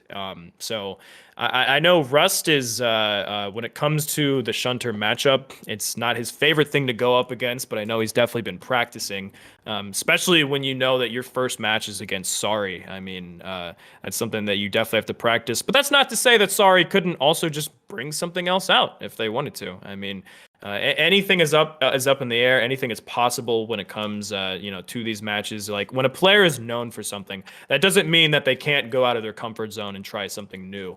But I know at least I expect to see the shunter.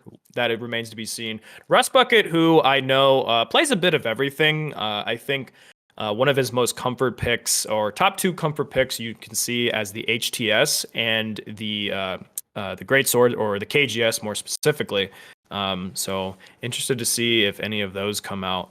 But just looking at the bracket here, we're coming down to our last 2 matches of round 1, and then we'll be moving on to round 2. So we have Sorry and RuskBKT up next, and Floozutter and Sip for our final match of round 1.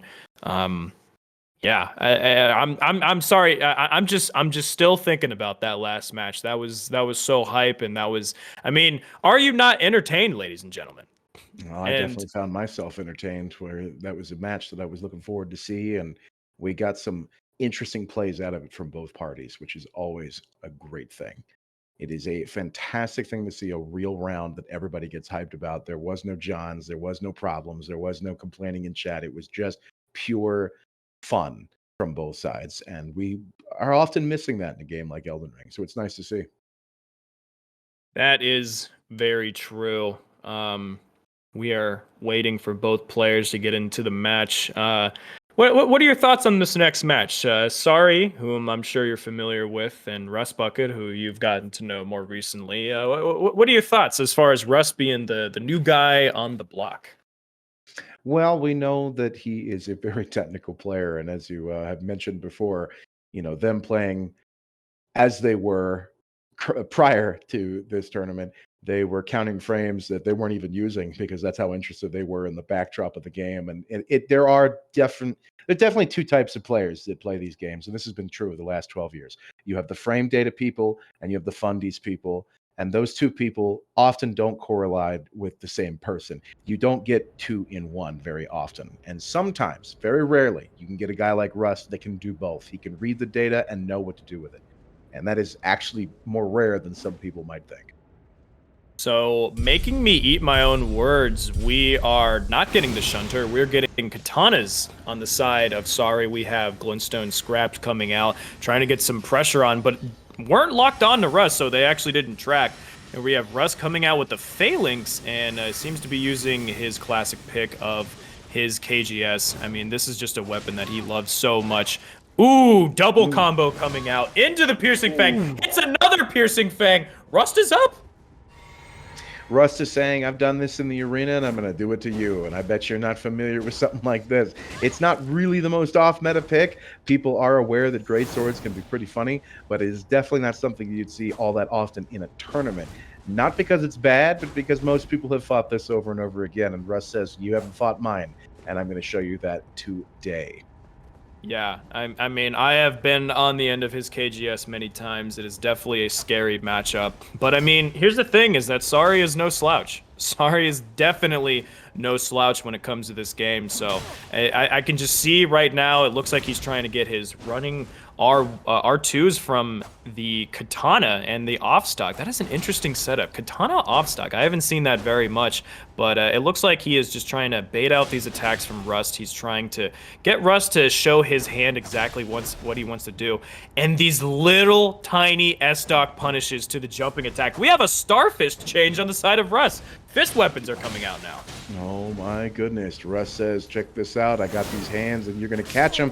And Sorry says, I don't think so. Time for me to slow walk away like my favorite anime after pulling out the nasty little roll catch there with the moon veil. Look at that. Amazing. There's always a little bit of BM on the field and I'm always there for it, though some people would disagree. Bad for the culture or entertainment? That's up to you, chat. Hey, some people watch professional wrestling, other people watch WWE. I'm here for both, and I just want to go into this replay a little bit. I mean, well done on this KGS gameplay coming out from Russ. I mean, Sorry, it looks like he wasn't expecting it, or Russ just was able to get some of those little tiny taps in from the weapon. But I want to say that Sorry had a great response to this health disadvantage that he had. And also a big props to Rust as well. Once he realized that the KGS was no longer working, immediately switched to these fist weapons to try to get an entirely new playstyle off, but one bad roll into an L2 of the Moon Veil and then the R1 spam to catch out the roll away. I mean, Sorry brought that back in movie fashion, so good job to him, but both players are here ready for round two. Hopefully we can get another great match. I'm looking forward to it much.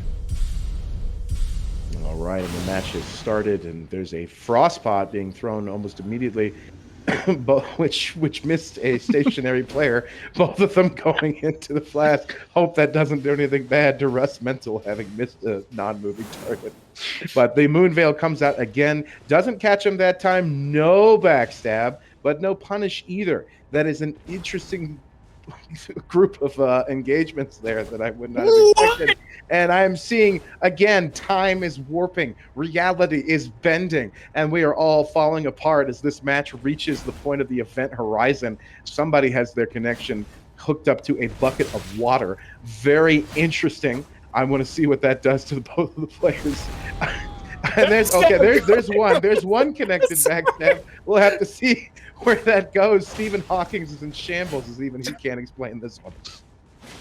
Yeah, I just want to say, have we ever seen the first synchronized backstabs before in this game? I think that was an Elden Ring first, so incredible stuff here coming out. Here we have Russ going out with the HTS. Like I said, this is another one of his comfort picks.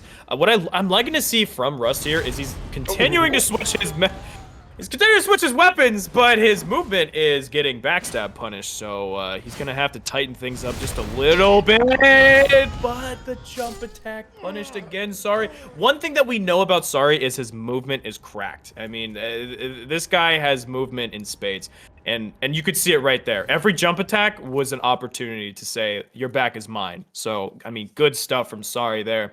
But I also want to say good stuff from Russ there. He had a lot of interesting ideas that he was cooking up, and You know, like especially in that first match with his KGS play. I mean, that was good stuff from him. I would not be disappointed if I were him, unless of course winning is the only thing that brings you happiness. In which case, not going to be as happy. But I mean, great play from both sides, and like we talked about with Russ, the fundamentals, the frame data, and understanding that. You could definitely see that being put in here. But Sorry, who is a definite veteran and is able to catch the roll backstab, that is not the easiest thing to do. So great stuff from Sorry. I mean, this Moonveil pick with the offstock is something that is not the most often used setup, but he was making it work. And speaking of working, I mean, he was working that back with all of those jump punishes. Well, you know, it's rare to see a consistent punish like that in a game as fast as this one. And Sorry was playing that like it was Dark Souls 3, and that was just a treat to see. Nothing against Russ play. I probably would have ended up doing the same. Like, oh, you've hit me while I was jumping. I'll just jump again because that works out for a lot of people. And it just did not work out there. Sorry, getting closer and closer to changing the actual meta of this game to start playing the other ones. And man, that kind of punish there, that gives a little bit of hope for us in the future that maybe this game's depth is deeper than a puddle. Deeper than a puddle, it is indeed. And speaking of deepness, we are deep into this first round with this final round one match coming up between Floozutter and Sip. What do you expect to see from this match? Well, I'm not super familiar with either one of these players because I know that having seen them fight, yes, but what their favorite setups is, no. I don't know those things, and I'm not sure what they would want to bring to the table in a more try-hard environment. And we'll have to see where it is when it pops up. I know that there's the common saying of "Floos never lose." I've heard that one, but I've seen it challenged multiple times. So we'll have to see what they bring. That is true. I have heard Floos never lose, unless, of course, they're fighting me, in which case they lose 5-0. We should talk more about that. I'm the greatest. Anyways, Asterisks. There's an asterisk. yeah, that's you don't need to see the gameplay. I am a There's an champion. asterisk in everything he has ever said ever. I'm just That's not letting you know that. true. Oh yes. Oh My yes. mother loves me, and I think I'm sure that she that whispers bothers you. sweet nothings and it doesn't matter. Well, anyways, so this next match coming up from Floozutter and Sip. Sip, I know someone that has definitely been big in the scene and working on growing it and also playing in it. I mean, I know that we were seeing a lot of bleed Hal Dagger play coming from the side of Sip. I know that was getting popularized a couple patches ago. Of course, we're on 1.09 now. And curious to see what we have going forward. As I talked about at the beginning before this tournament even started, we weren't really seeing any CGSs, and so maybe that weapon that so assuredly kicks my butt is not as good as I might think it is. So it is what it is. You hate to see it as a sports fan, but. We have both players in now, Floozutter on the left in the blue, and Sip on the red and the right.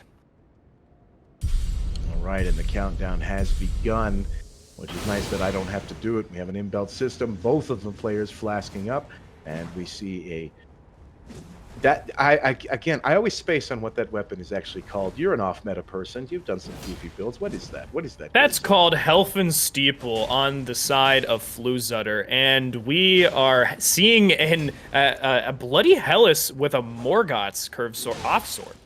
I have seen Sip use the bloody Hellas before, and I was wondering if we'd see it today, but I didn't know if the build had changed up.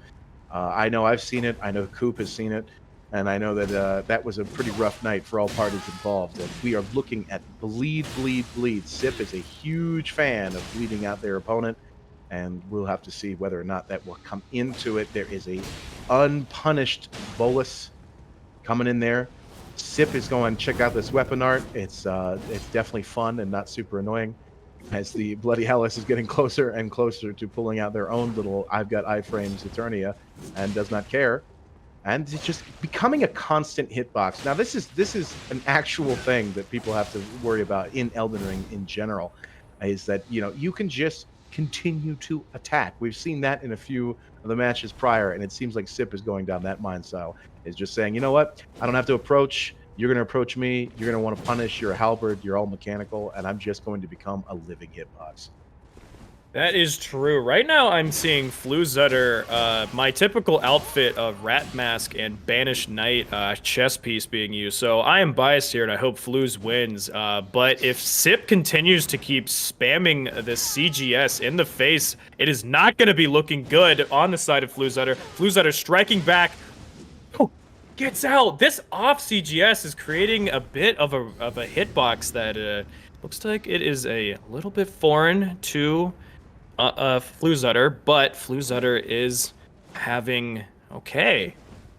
It looks like both feathers are out. It was a nice reverse jump there to keep up that pressure. And speaking of pressure, there's the trade. Yet again, Sip says, check this out. You can't approach. I'm just going to keep doing things. And in this game, doing things can often reward you 100%. A constant wall of hitbox between the CGS and, of course, that Bloody Hellas. And, of course, he has the escape button anytime he wants to with that Bloody Hellas. Yeah, I mean, using the L2 of the Hellas as a defensive option as well as an offensive option.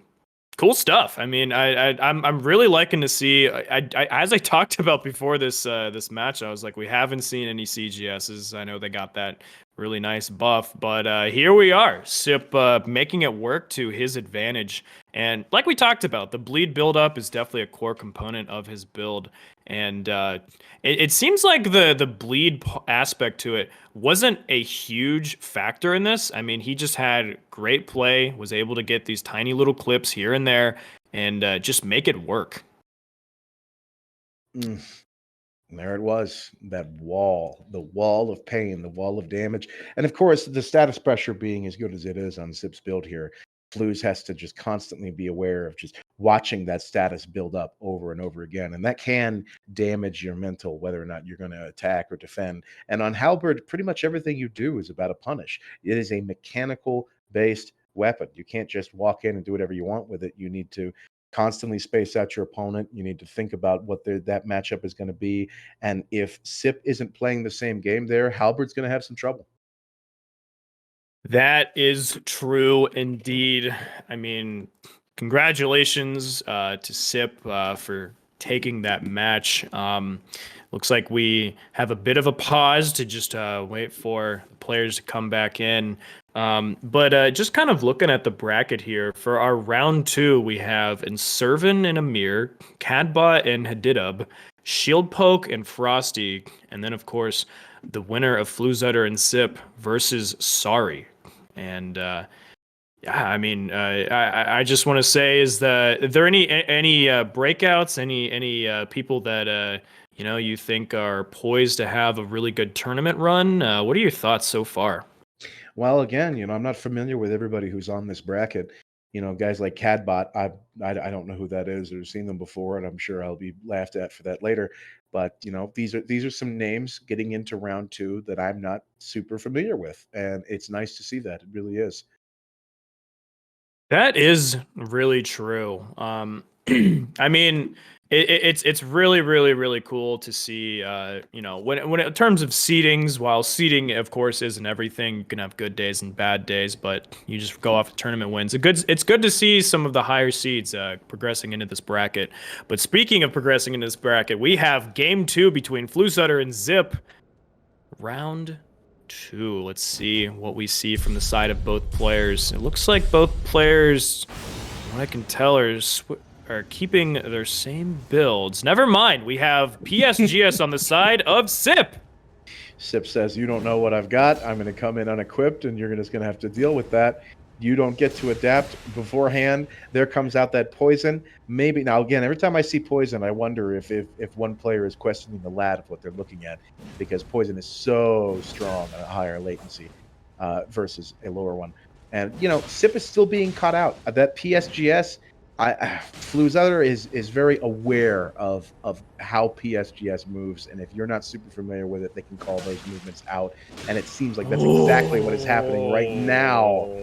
That damage. big damage on the side of Floozutter, and Floozutter doesn't have a scratch. I mean, Sip has a bit of an uphill battle. I mean, maybe he could pull this out, but I mean, at the very least, he has the first game to kind of lean on and kind of recoup. But I mean, great work from the side of Floozutter. And now we have the clean rot to be able to get this last little bit of damage off. Let's see what happens. I mean, right now they're both feeling each other out. Floozutter just looking for a way and gets it in the corner. You can't just perfectly roll out of that. Well done from Flooz. Are we going to get a reverse? Is the Flooz never lose reverse sweep coming? It could happen. I mean, anything is possible. We've seen some serious comebacks today, and that might be one of them.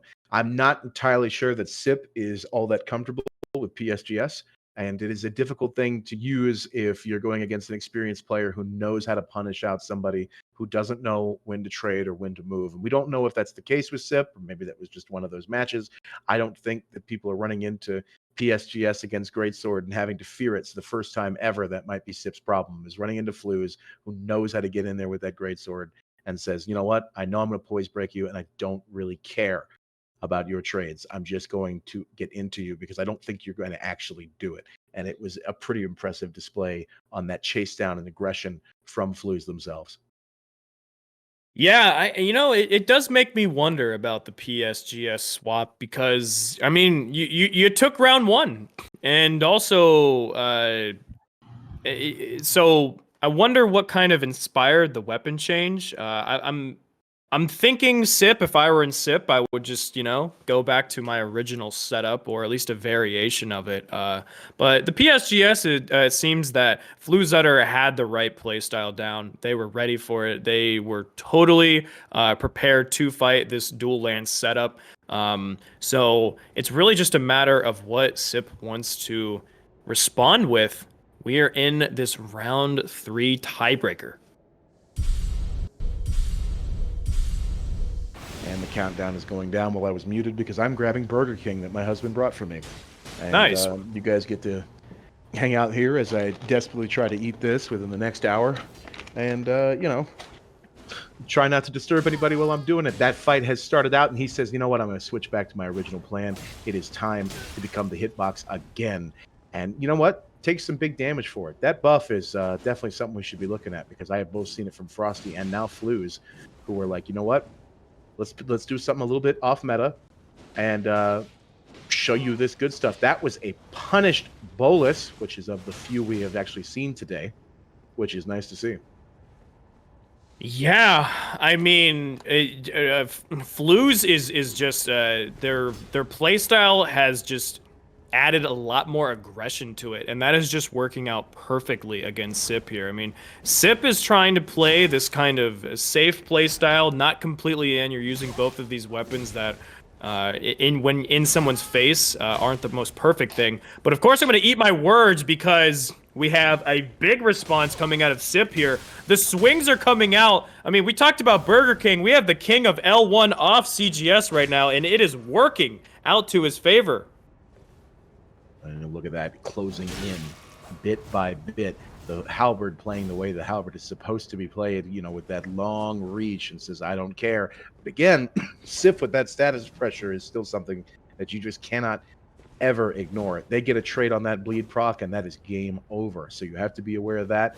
I'm not entirely sure if the halberd is status, but it probably is. Yep, there it is. There is cold coming out there, and that is a nasty spot. And then, of course, Flooz's movement there says, no, Sip, I don't care if you become the hitbox. I'm going to time my space right, and I'm going to get you. And that was a beautiful movement on Flooz's part. The Flooz never lose meme continues as Sip is knocked out. That is true. Flooz moves on to round 2. And, I mean, we joked about it. The Flooz never lose, meme is a thing, but how much of it truly is a meme? I mean, the reverse sweep happened. We had a great showing from Sip round 1, but then 2 and 3 going to Flooz. It's You know, it's that is what you want to see from a competitive player, someone that can adapt on the fly. They did that. They changed their play style. They got a lot more aggressive and just played those fundamentals correctly. And so, good job to them. I mean, again, using this halberd to punish out the spacing. Um, and yeah, I mean, not much more to say on that one. Congratulations to Flooz. Congratulations on getting to round 2. They will be fighting Sorry. And just looking at the bracket here, we have in round 2, Sorry versus Flooz, Shieldpoke versus Frosty, CADBOT versus hadidub, and Inservin versus Amir. And I'm excited for this Amir and Servin fight. I think that one's going to be a very fun showing. Both players beat their respective opponents 2-0 in the first round. So, whereas the next one we have CADBOT and hadidub, who both of their fights were a 2-1. So it seems like when it comes to power levels on each side, we're getting we're starting to even out the bracket a lot more as, of course, you go through these tournaments, and I'm just excited to see how this goes. What are your thoughts, Dodd? These fries are pretty good. Yeah. Okay. Yeah, bounce off that. Good luck. Yeah. Well, you know, I love Burger King and I love Elden Ring. And so now that we have the graphic pulled up here, we go. I'm really excited to see Shieldpoke and Frosty. That's a match that is. I mean, again, like we said with Frosty, when you're fighting an off-meta lord, I wonder if he, who has fought Shieldpoke several times, is going to be able to pull out anything to kind of mix them up. And on the side of hadidub and CADBOT, it seemed like a lot more disciplined, rounded out play. Whereas in Servin and Amir, from both of these players, you kind of see it's that more surgical gameplay, that very precise gameplay. So, you know, it's you're going to get a little bit of everything on this round 2 in play styles and mentalities, and I think that mix up is going to be something really exciting to see. Right now, we are waiting on Inservin and Amir to hop into the battle. And what are you thinking? What are you thinking for this fight in particular? Outside of course, I know you have your mouth full with a Whopper probably, but any color commentary you want to provide to the side of Inservin, who I know you've had you know, you've been able to watch them. Oh, we have an ad break first. Well, I can tell you that I'm very interested in seeing what Inservin does. I mean, he is a traitor to the PSN community, but you know what? That's something that we can all enjoy when they get here and show themselves out against players like Amir. And I'm excited for round 2. And I'm not excited that Burger King discontinued Zesty Sauce. That is true. Burger King fans are in shambles.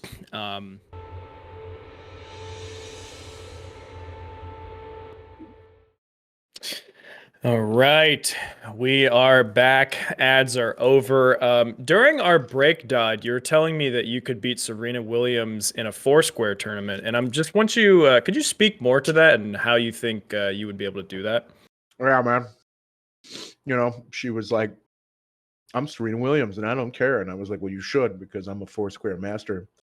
It's unfortunate that her hands aren't just as calloused as mine to just smack that ball back and forth. And it's just, you know, I used to play racquetball at the YMCA, and I'm basically a pro, you know. Speaking of pros, we have 2 pros in the arena between Inservin and Amir. We have Flask coming out from both sides. We have PSGS in the form of codeds from Inservin, keeping a same build from round 1. We have Amir also on the same build. Health and Steeples coming out in this tournament. I mean, really good stuff coming out from both players. And I like the aggression coming from the side of Amir. I mean, you have PSGS, but he's not willing to. He's willing to just say like, "Hey, I'll take some of these trades. I know that PS codeds can do a lot of damage, but screw it, so can I." And he's really just leaning upon the damage of this build. Right now, we have the Magic Scorpion coming out from the side of Amir. So good play. A little call out to round 1 there. Amazing stuff. We have both players playing the footsies games. An unfortunate pivot coming from the side of Amir does not get punished from the side of Inservin. And we have running R1s coming out. Both players trying to find an in on the other person. A jumping L1 coming out from the side of Inservin. And we have Amir who's just running around trying to bait out Inservin into an unfortunate move. Calls out the jump there with the running R1 on this Elfin Steeple. I mean, that is a swap to the Banished Knight Halberd. And, another pivot punished by Inservin. Okay, so... Sorry, I had something in my mouth. Anyways, we have more L1s coming out from Inservin.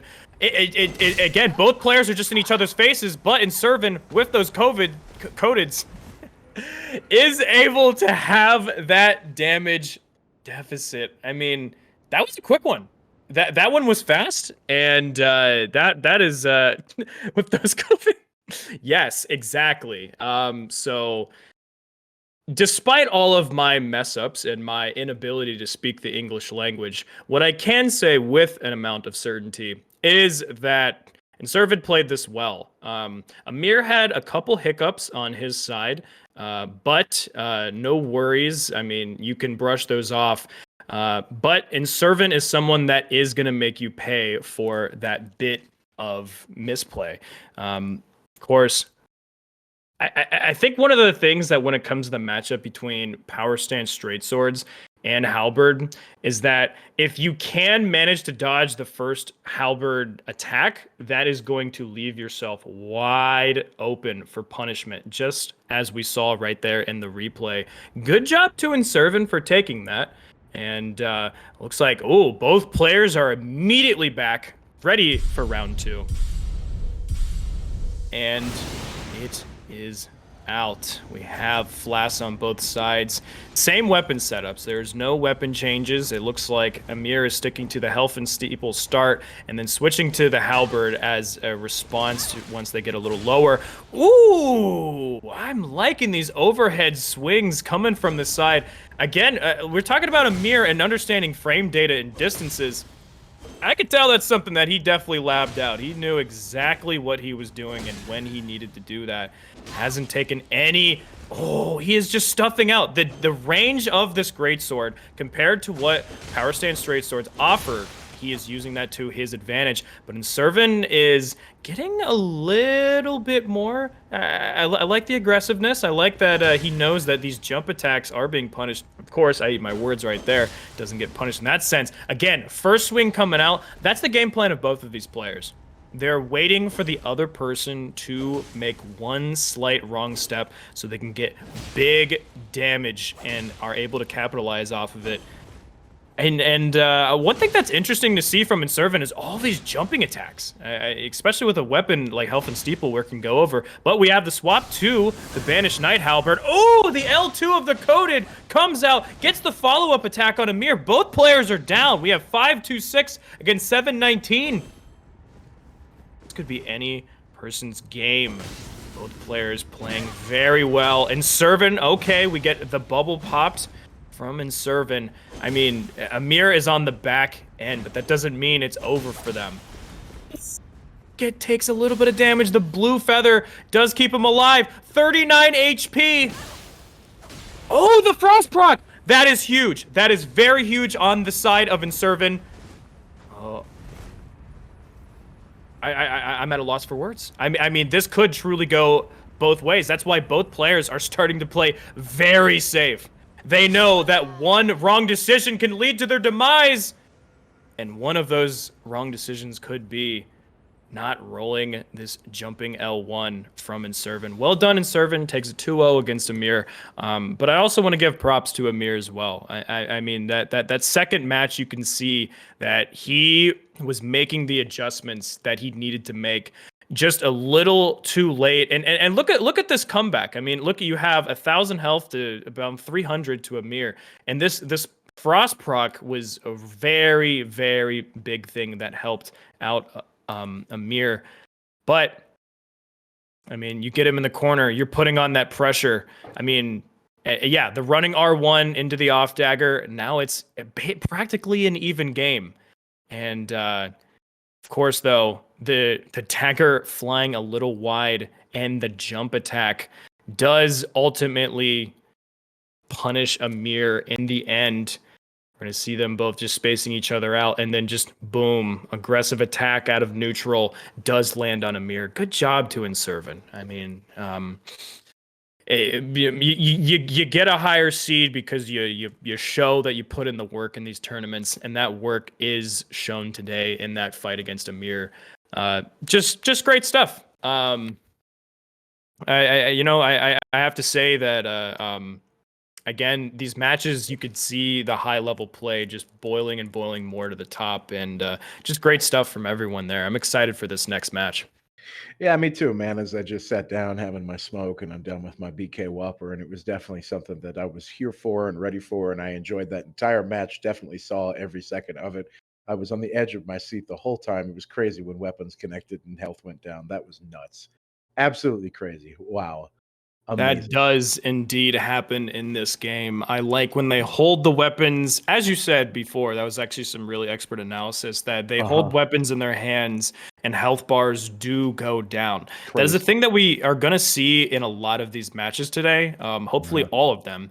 And speaking of someone that's about to do that next, we have CADBOT and hadidub, two players that, when it comes to familiarity, not super high on the totem pole, but great showings in round one, taking out both players, taking out Faraday and Beebeard, who are no slouches. So, I mean, you don't get to round two by being a pushover. And so I'm excited to see how these two go at it. And Inservin moves on to the semifinals. Preceding that, of course, afterwards, we have Shieldpoke, Frosty, and Floozutter. And yeah. I mean, I'm so far when it comes to this tournament, I've been enjoying myself. I've been enjoying seeing what the players are pulling out.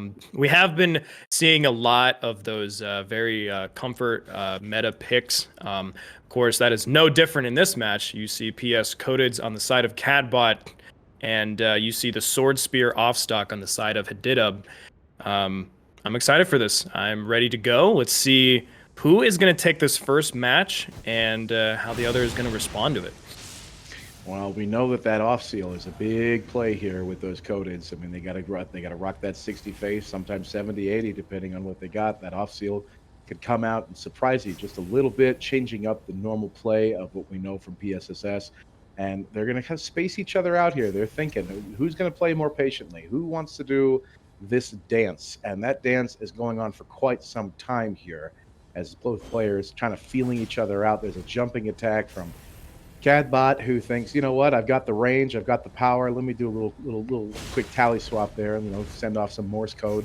Maybe we'll actually get involved one way or the other as they continue to dance. There's a little bit, there's a left, there's a right, there's a left, there's a right. There goes the off seal that says, I need you to get into this fight immediately. And Bestial Sling can do that, putting that kind of pressure in your face and making you want to attack, because you can't just sit there and dodge that forever. But, given the latency, you might be able to. The patience of both of these players getting closer and closer and understanding, you know what, this is just that kind of match. This is that kind of spacing. This kind of thing is quite common in the arena. And when you see it right here, that trade that was not good for hadidub, that was a bad one.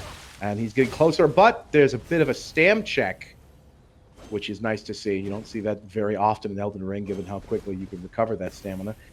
Playing a little bit of the Dark Souls 2 game there, and continues to try to space out that range he knows he has. The halberd getting closer and closer, and that is a sword spear, and that moveset can track a lot better than you would see with Banished. But of course, Banished is better at getting those nice, good punishes at range. But getting in the face of a sword spear is always a risk. The buff is gone, and of course, that's when he lands the hit, gets the bundle back going, and the Codeds is still trying to find their opening. CADBOT says, you know what, I'm just gonna play a little bit more patient than you. But unfortunately, again, you're looking at a halberd player. And halberd players can play a lot more patient because they kind of have to. This is a mechanical punish. And that, just like that, beautiful spacing on Hattie's part. We're watching again. We're getting closer to the corner.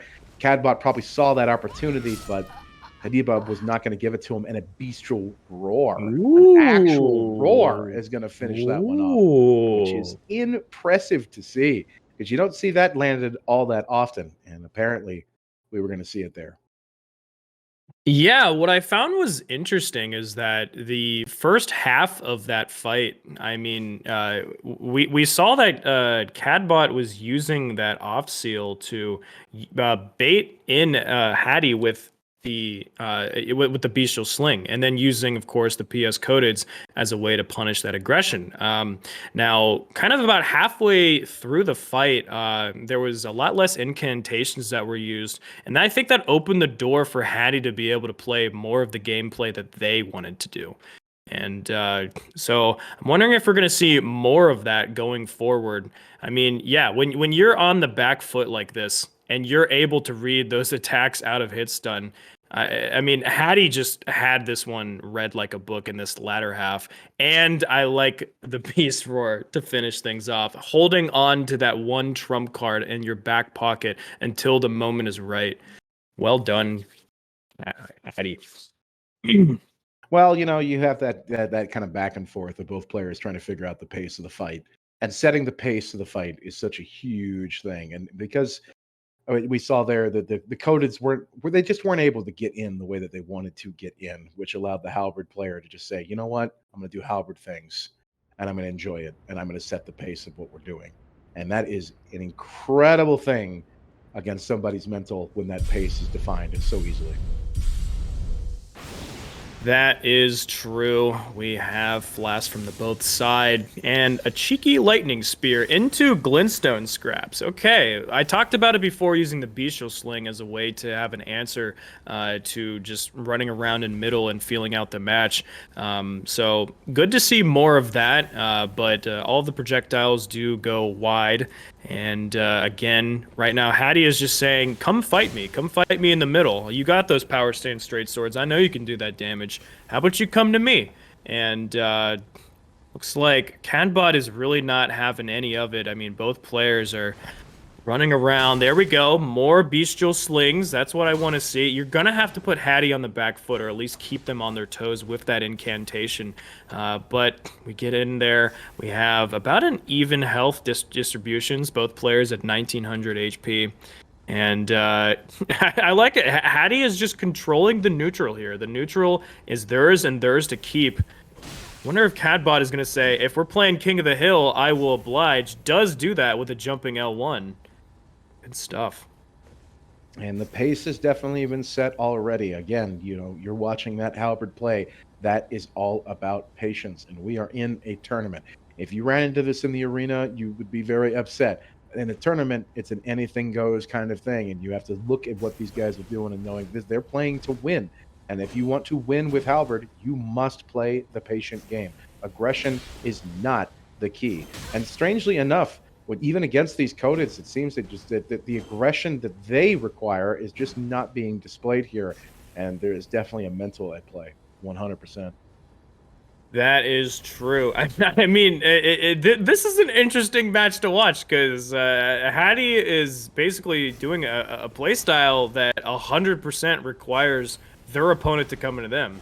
Mm-hmm. That or things are just gonna. They're saying, hey, I'm going to play my play style, and you are going to either not play it or we're not playing. So it's their way or the highway, and Beast Roar to come out to punish the Lightning Strike. Although I did like the Lightning Strike as a way of saying, like, all right, if you're going to hang out there, I have some ranged options, some things that we can do. Maybe not the correct ones at the moment, but either way, both players are now getting in on each other. Again, Hattie controlling that neutral middle area of the arena. And these jumping L1s, I think that might have been a pivot if I'm not mistaken. So well done to CADBOT for getting that. Both players. The panic rolls there. That was it's not what you want to see from such an aggressive setup like Coded's. There's definitely some mental at play here. Getting in on Hadid is becoming harder and harder and harder as the seconds roll by. The sweat is trickling. They understand where they're both supposed to be. You can see there's some halberd punishes akin to any invasion against a host, and you're just watching for that and thinking, oh my goodness. This is interesting. But now that we're as low health as we are, that sling is going to become a problem, forcing that engagement. Says, I'm tired of chasing you. You just take this pocket sand and come to me. You have to do something. I'm chipping away at both your phantom poise. I'm chipping away at your health. You got to get here to me, and you have the one-handed swing to finish that one off. And Red Man bad. Red Man is bad, and he has taken the win. That is true. You know, when it comes to this match, it's like an unstoppable force and an immovable object in terms of gameplay. What I thought was very interesting to point out is that CADBOT knew that if he was going to do any type of challenging to Hattie in the middle, you know, a JL1 was a decent option for it. You could see that represented in his talisman choices. Running the jump talisman, I mean, this thing has gotten a very considerable nerf, but he still thought that, okay, well, maybe that's that little bit of extra damage that I get from that will be able to accompany my playstyle. And of course, we see the match finished off with those bestial slings and the R1s taking it. I mean, we talked about that when it came to gameplay. Using the bestial sling, baiting them in, and then using the coated swords to punish that. Now, Hattie had a different game plan of let's just control the middle. If that's your game plan, you have to come to me. And both players basically wanted the other to aggress in order to punish. Well, you know, again, it's all about setting the pace, and you run against that halberd, and if they continue to keep that pace, it's going to be difficult, even for Codeds to get in there. And I think we saw that, and I'm wondering how the players are going to adapt as the next match is coming up here, and seeing as how we know what Codeds can do, we know what Sword Spear can do, and in fact, I'd actually rather pick Sword Spear against Codeds than I would with using Banished, because their aggressive tendencies on, you know, rolling pokes, rolling slashes, you can punish that with Sword Spear in a way that you really couldn't with Banished. I do like also that they have the upward swing as a potential option to some of these jump attacks that you're going to see from CADBOT. I mean, both players are even now 1-1 each, so we have the tiebreaker route coming up, and it looks like Hattie has the same game plan. You're gonna come fight me in neutral, and CADBOT is going to just wait patiently and strike when the iron is hot.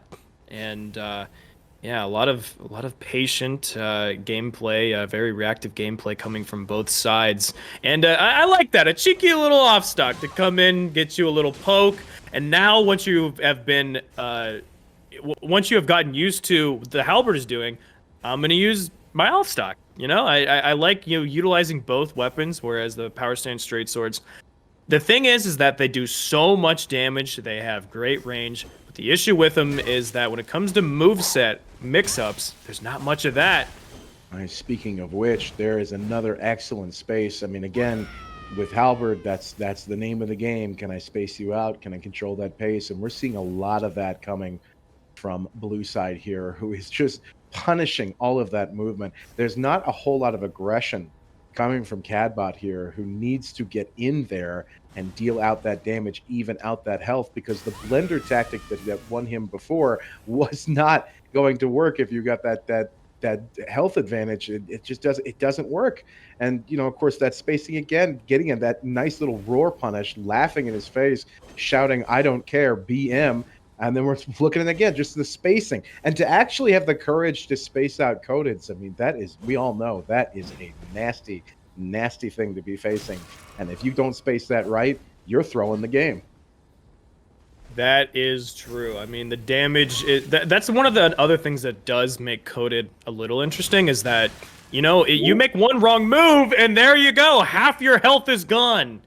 One tiny little misstep, and boom, the game is in a more manageable state with a bunch of projectiles coming out from the side of CADBOT. I mean, and punished for it with another roar. I think that's the most roars I've seen landed in a tournament, period.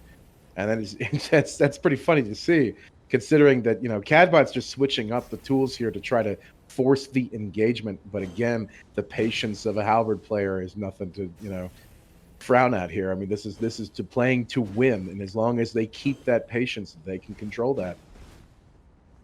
yeah, I think you do point out something very true here. I mean, This is a play style from both players that you can tell that every single attack matters. And including those two right there. Yes. That is true, especially those two that seal the deal for Hattie. Hattie moves on, but also well done to CADBOT for putting up another display. I mean, again, the game threes, it's just solid play from both players. One player just had the play style and the readiness to capitalize on their game plan and what they wanted to execute. And of course, that player in this fight was Hattie. So, I mean, well done. I mean, it's interesting to see this King of the Hill play style. And yeah,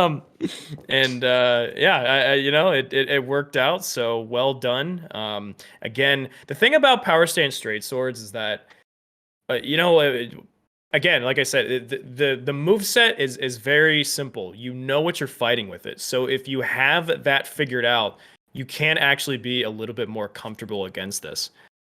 So well done, Hattie. Yeah, Hattie's spacing there was just infinitely patient, infinitely well thought out. I mean, we're looking at a player who knew this matchup, and that type of patience was rewarded. The punishes were rewarded, and it was just the timing on that was phenomenal. And they took their win. And Coded's has gone down. Redman was in fact bad, and unfortunately, you don't like to see Blues taking a win, but it just happened. It happened right in front of us. It is what it is, but I can also tell you what it is the next match is Shieldpoke and Frosty. Ooh, I'm Now excited for this. That's going to be a fun match, 100%, as we are in the later end of round 2. Shieldpoke, a very experienced player. Frosty, the off-meta lord, always an entertaining fight. What will they do? What are they going to bring to this table? Frosty has been known to change it up just a little bit in between rounds. Shieldpoke knows what that kind of matchup looks like, and I think the first round is going to be a little bit of a shit show as both players acclimate themselves to somebody who knows what they're doing. That is very true, and I just want to say you are teetering on the fence of what our quota is, but that is okay. And the thing is that, like we talked about it, Frosty is this off-meta lord. Frosty's gonna bring something interesting to the plate. How does Shieldpoke beat that? Well, the way you beat that is by simply just having really, really strong fundamentals and playing your game. The thing is with it when it comes to this game, there is the level of what do I know about the weapon setup and the play style of my opponent, and the comfortability of my own play style in executing that where I see fit. So I think at the end of the day, both players have great fundamentals, and maybe the mix-ups will work in the favor of Frosty, and maybe just the strong play that we expect from Shieldpoke will work in their favor. It is true. It is true. I mean, you've got to get down to what you're comfortable with, and it seems that Frosty's just comfortable with a bunch of different setups. We are now looking at Scythe, the Scythe jump scare, which that is getting a little spooky in here. Yeah, There's a little getting in there. Lots of poise coming from Shieldpoke's side. You do not want to see that as fast as two-handed Scythe can be, and poisons. We got poison on both ends. He says, I don't care what the lat is, I'm going to do damage. That is very true. Both sides running these arcane builds. It looks like we have primarily bleed on the side of Frosty, but this poison build, poison scythe from Shieldpoke. We talked about Frosty bringing something as not completely uber meta, but we have the scythe coming from Shieldpoke. So it looks like both players came to the table expecting for a little bit of a mix-up. These off Reduvia! Say goodbye, half of your health! That was a nasty bleed. You do get a little bit of hyper armor when you're pulling out that weapon art and the chase down too. There's just so much going on here. There is an innate bleed on scythes. This is the regular scythe too. It's not even the grave scythe, which is interesting. Both of these players understand what that status is supposed to look like. But with that scythe coming out over and over and over, those phantom hits building it up, you just got to time that Reduvia correctly and wait for that massive damage. I'm loving what I'm seeing from the side of Frosty right now. He saw that huge chunk of health that he lost, and he's just saying, okay, I will play my game. L2 comes out again. Says, I might be in the corner, but I do not care. But it does get a little bit punished for that. There is some poison going on here again, trying to match up with that. There is more of the burning bleed, which can kind of sneak up on you, but it doesn't sneak up on Shieldpoke as he just slashes his way out of there with that Reduvia off dagger there. Says, Frosty, you're going to have to go a little bit more Lord instead of off meta if you want to compete in this. That is an unfortunate thing to see. It is, but it's the way it is. That bleed in the very beginning too was so huge, especially against, putting that kind of pressure on a person's mental, knowing how large the hill they have to climb is, and it's a pretty big one with Shieldpoke for sure.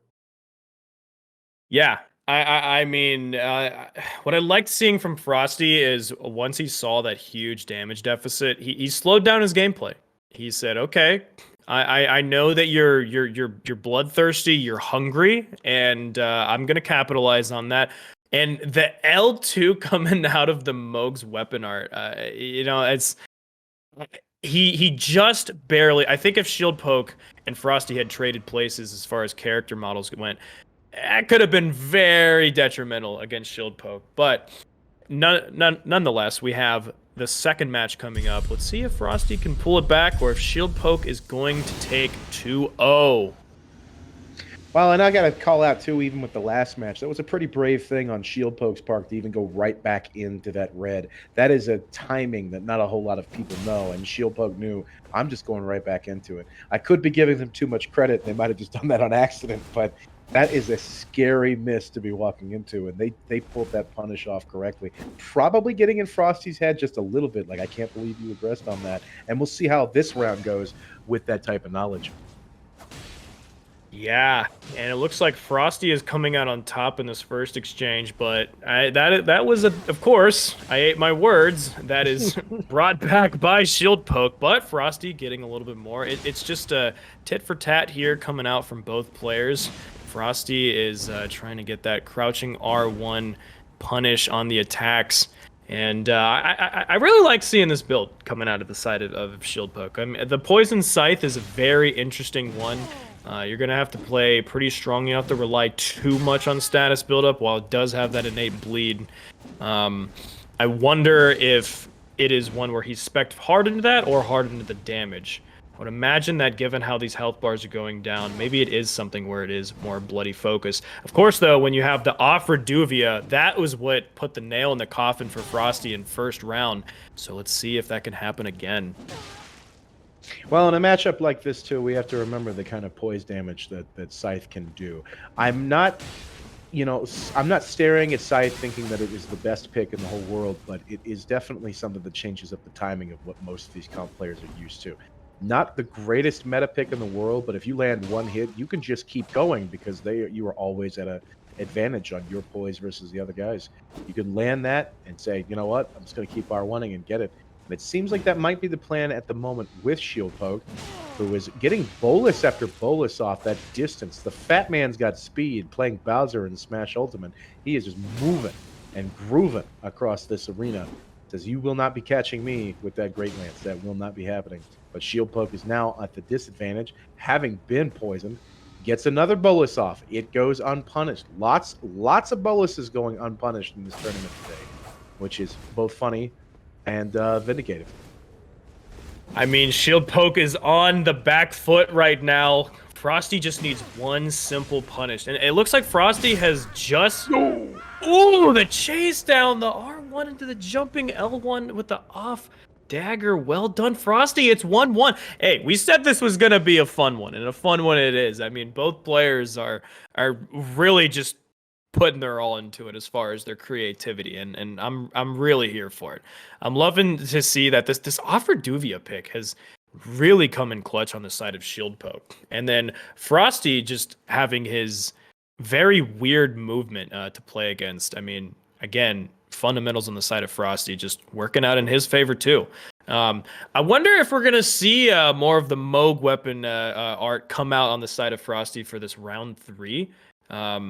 And just curious to see how he's gonna leverage that again. That netted him the win in round 1. But is that something that, given the way the first match went against Shieldpoke, that it was punished, is he gonna pull it out again? Oh, it's hard to know. I mean, we didn't see as much Reduvia in the second round there as we did as the others. And that chase down, you were talking a bit about Frosty's movement. And one of the things to remember is that Frosty at any point can decide to throw his IQ out the window and just go for random jumping, which is, what hit Shieldpoke there. That does happen. You can get that "who does that" moment in Elden Ring, as you could in many other things that people consider competitive. And when that does happen, it is a skill issue on everyone's part of that knowledge check of just, yep, check this out. I'm just going to go brainlet, and you're going to have to deal with that. And I totally respect the play. I really do. Though I will say I would like to see more Reduvia usage, because I think Frosty needs to be punished for some of his movement. Because the last 2 rounds really showed that he is open to being attacked by that. And I don't think two-handing the scythe is the play against what we currently see Frosty is doing. That is true. We have bees coming out again on the side. That tiny little bleed buildup. When it comes to these tournament matches, anything counts. And, I like seeing that. I wonder if Shieldpoke, if he's ever going to reset to neutral like that, if we're going to see more of that. But these oh my gosh. These R1 chase downs using that Moog spear. It is the longest spear in the game, and he is leveraging every single pixel of it to come out on top. Or Reduvia action. I mean, hey, looks like the advice was taken to heart. Big bleed proc coming out on the side of Shieldpoke. Good stuff there. I mean, hey, I think they knew what to do themselves. They knew that this is definitely something that is winning on the side of this man that is all over me. I mean, that's the thing about Frosty, is this aggressive playstyle where he's just jumping around, creating these weird hitbox opportunities. And, ooh, little bees pot. Okay, I like that. Just having fun with it. Players feeling each other out. Oh yeah, definitely. They know that their style has to be adapted halfway through these matches. And we see a sleep pot coming out there, which is, he says, check this out. I want you to take a little nap. That's free on me. You can have that. Another sleep pot. And says, you know what? Check this out. Yes! I've got a combo. Although, again, that rollout was just that wasn't what you're looking for. But that bleed buildup must be pretty high after that one. No bolus. Could have taken some time. There's another bleed proc, and Frosty's being chased down. Says, no, I will not be put to sleep, but it's not my bedtime. You are going to be leaving this round. Frosty not making it on. Shieldpoke taking it out. Beautiful job by both players. An entertaining match. Definitely some different type of strategies than we're used to seeing. That is very true. I mean, we talked about it, that Reduvia is something that Frosty might be sleeping on just a little bit. Of course, that did come out into much bigger fashion. I love the sleep pot. I love the sleep pot idea. It looks like the L2 punish wasn't exactly what he wanted it to be. Gets the sleep here. And I mean, it looks like the setup was right. It was just that Shieldpoke was able to get out. And that he was one tick away from getting that bleed proc. But I mean, good on him for keeping the pressure up, saying, hey, I know you want to be aggressive right now. I'm going to punish that aggression with this Reduvia pick. And he does so in wonderful fashion. Well done, Shieldpoke, taking it 2-1 over Frosty. Frosty had the right idea there, but he was just able to roll those appropriately. And that chase down there with that Reduvia. Reduvia is a really strong pick. A lot of people misunderstand what that weapon is. It's got one of those funny things, is like you get a weapon early in game, it must be bad, right?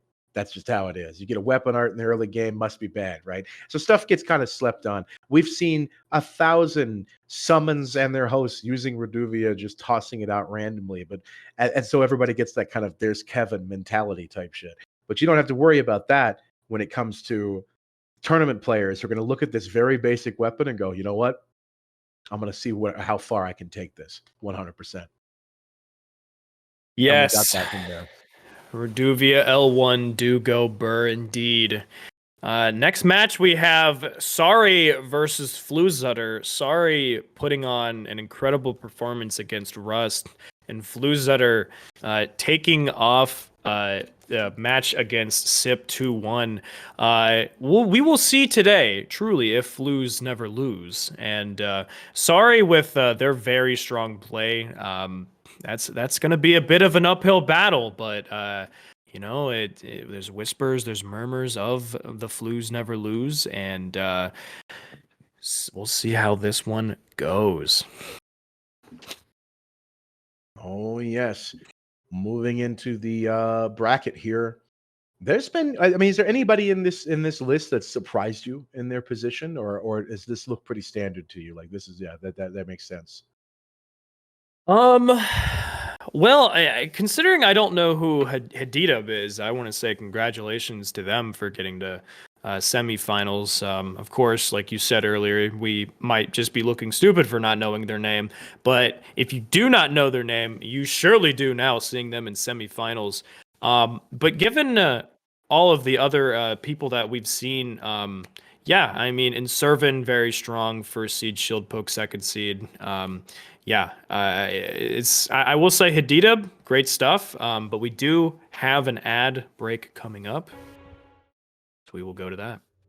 Welcome back, ladies and gentlemen. We are getting into this next round 2 fight between Sorry and Floozutter. During the break, Dodd told me that he's a volunteer firefighter, and for that reason, he thinks he's better than other people for that. Could you speak to that? Yeah, definitely. I love to do community service just to gain the moral high ground over everybody that I know. It's a big deal for me. And volunteer firefighter is kind of a strong word. I kind of just show up where there was a fire, and then I'm like, hey, that's on fire, and they're like, wow, that's crazy, and then I get a lot of credit for that, so that's pretty cool.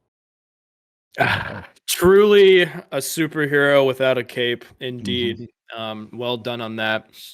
So we are back with Sorry and Floozutter. Yeah, I think this one's also going to be another fun one. So Sorry not on the patented Shunter gameplay, and trying out a build that at least I haven't seen on them before. And Floozutter being able to get that win over Sip, who is running the heavy bleed build. I mean, that is something that generates a lot of pressure on you as a player, and being able to pull that out, good stuff to you. So I think we're gonna see both players. I know Sorry has a bit of an aggressive play style. I need to see more of Floos to really kind of get a read. Might just be an overall balanced player in that world. But yeah, so I mean, tournament right now, it's going pretty well. You talked about people earlier that we think we would see, surprised to see. Is there anyone that you did expect or didn't expect? Well, I'm kind of on the same page with you. I mean, that was, hadidub is not a player I'm familiar with, but these other players, their performance is not all that surprising to me.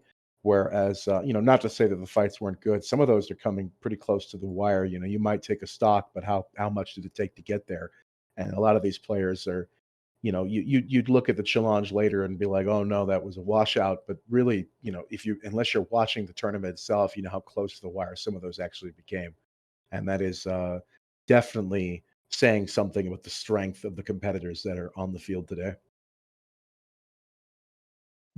Okay, yeah. So it looks like we're having some technical difficulties on the side of one of the players. So in terms of all of that happening, we may be jumping a match or two. We'll get word on that in a second. But yeah, I think you are right about what you said, Dodd. I mean, the seeing Inservin and Shieldpoke, the 1 and 2 seeds of this tournament, where they are, I mean, yeah, both incredibly strong and well-rounded players, both surgical in how they play. I mean, I wouldn't be surprised if we saw these two in the finals. But I mean, they are where they are, confirmed for the semifinals, and I think for good reason. Yeah. Well, these guys have been playing and playing and playing, and we know that a lot of the top tiers sometimes decide to take a bit of a break. And there is something to be said that when they come back and relearn the game, they might change up their play style a little bit or try something new. And sometimes you see that, and it can get kind of interesting to see over the months that come how players change and what they find comfortable and decide, you know what, yep, that's the way that I want to do it. But it does seem like we have players on the field and we've got the countdown, so it must be going well. All right. Blues and sorry. Helfen Steeple with the off-stock katana again from Sorry. I love this this pick. It's again, and it looks Very like he's not aggressive. even using, he's using Moonveil to have that range option. He's having the normal katana spam like in your face. I mean, when it comes to distances and what your build can do and leverage to really get the win here, his build is actually quite versatile. I mean, what do you think? It's a very aggressive setup. I mean, you like you said, you have the weapon art to kind of trade into people, and it's a lot faster in the player of a hand that knows what they're doing, and throwing it out, constantly obviously makes it very readable. But keeping it kind of in that back pocket says, no, I don't want it. Speaking of the back pocket, getting right there, smacked in their face, says, you're not putting me in the corner. You're going to take some big damage. Getting hit by the blade and the beam, which is super unfortunate. The recovery on it, too, is very low, so he can just R1 right out of it, which is definitely going to beat over the speed of that greatsword. And that's why we see the halberd swap there, chasing down Flooz. Says, no, I'm gonna mix this up just a little bit. Phalanx is coming out, wanting to set the pace, but now he knows all I have to do is trade. I just have to trade with my dagger, and there it is. There is the catch. No trade actually needed, as Flooz takes the first one. I mean, we were talking about that huge damage coming out of Sorry in this katana and being able to change up the timings to hit those, just like we saw right there. But I mean, Flooz just, again, a incredibly well-rounded player, making this Helfen Steeple, pump out the damage that it can do. The thing is that the weapon art of Moonveil does do a lot, and if it does connect, I mean, you're going to expect to lose a lot of your health. But a simple, R1 combo when it comes to that Helfen Steeple, that'll do just as much, if not more. And with the ice proc on top of it, yeah, it's Flooz has been playing incredibly well. I like the idea of running the Phalanx as a, just as a throwing out a hitbox and maybe trying to catch a roll. And you bring out the dagger there, the off dagger. Yeah, I mean, you put that in the hands of the right player, you're gonna be catching those rolls. Pulls it out there. Congratulations. And I don't think we were putting enough emphasis too on, like, even after eating that Moonveil, Flooz just says, eat this R2. And that was a very who does that moment. And I think a lot of Sorry's momentum was thrown off by that. You never know when you see something like that. But we see some Glintstones coming out. Gets the punish. Ooh, Chris. Oh my goodness. Chris that punish. On that. Says your little Glintstone pebbles. Yeah, here's a bigger one. Why don't you have some of this? And there is some Karian retaliation on the field. Says, you know what? I'll hot swap that. You might have your Phalanx up, but I got some more. Bad timing on that one, unfortunately. There's some little panic parries as we're going to end up in our menu. Flooz deciding, hey, I'm going to make this round a little bit easier for you, but there was no punish. Seems like Sorry gave them a lot of distance that they didn't really need to, considering they knew they're going to swap. That's interesting to me. Yeah, I guess good on Sorry for trying to be a good sport about it, but I mean, in a tournament where the goal is to win, I would not be giving those away for free. And I would not either. So it is what it is. But both players are now, oh my gosh, it is just a chip down. Floozutter is on the back foot now. One attack could change. We have an edge walk. No, dear. And there's some more scraps just coming out bit by bit. They're going for that Karian retaliation, which is not something you see all that often, if at all, in a tournament like this one. That is nuts to me. But of course, there goes the poking trade. Oh my goodness, giving away damage for free.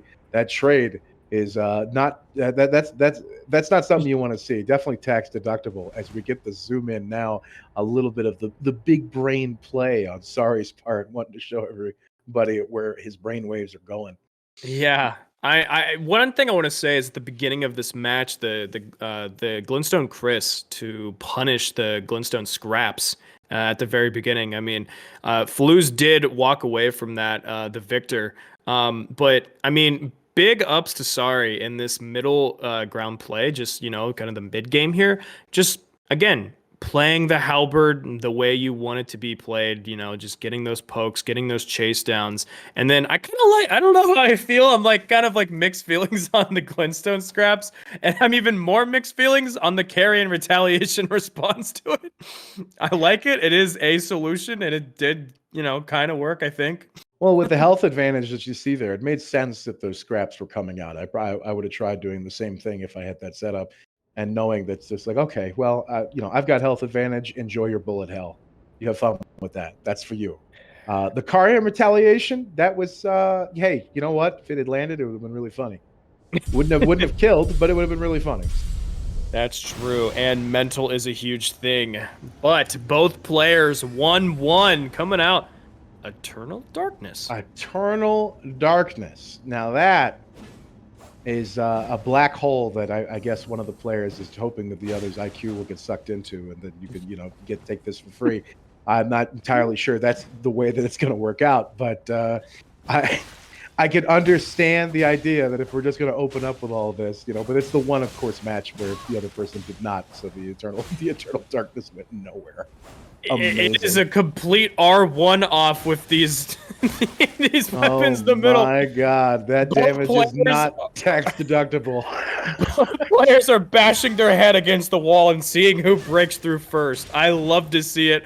R1's coming out. While the first game was a little bit passive, this next one not so much. Damage, damage, damage, damage. That is the name of the game. Who stacks it on quicker and faster? While watching these halberd players deciding that, the halberd playstyle is a little bit too much patience, and I'm just going to throw that out the window, and we're just going to trade into each other, and that's fine. We can go down to the flea market and exchange damage. That's not a problem for me. Look at him go. He's getting that roll catch there. You got to be aware of it. Both of their tiers have been popped, and there's a little bit more hits there than probably Sari wanted to take. But the phalanxes are out. Look out. This is the Elden Ring equivalent of the homing soul mass. It's not as powerful, but it's definitely as annoying, and sometimes even free.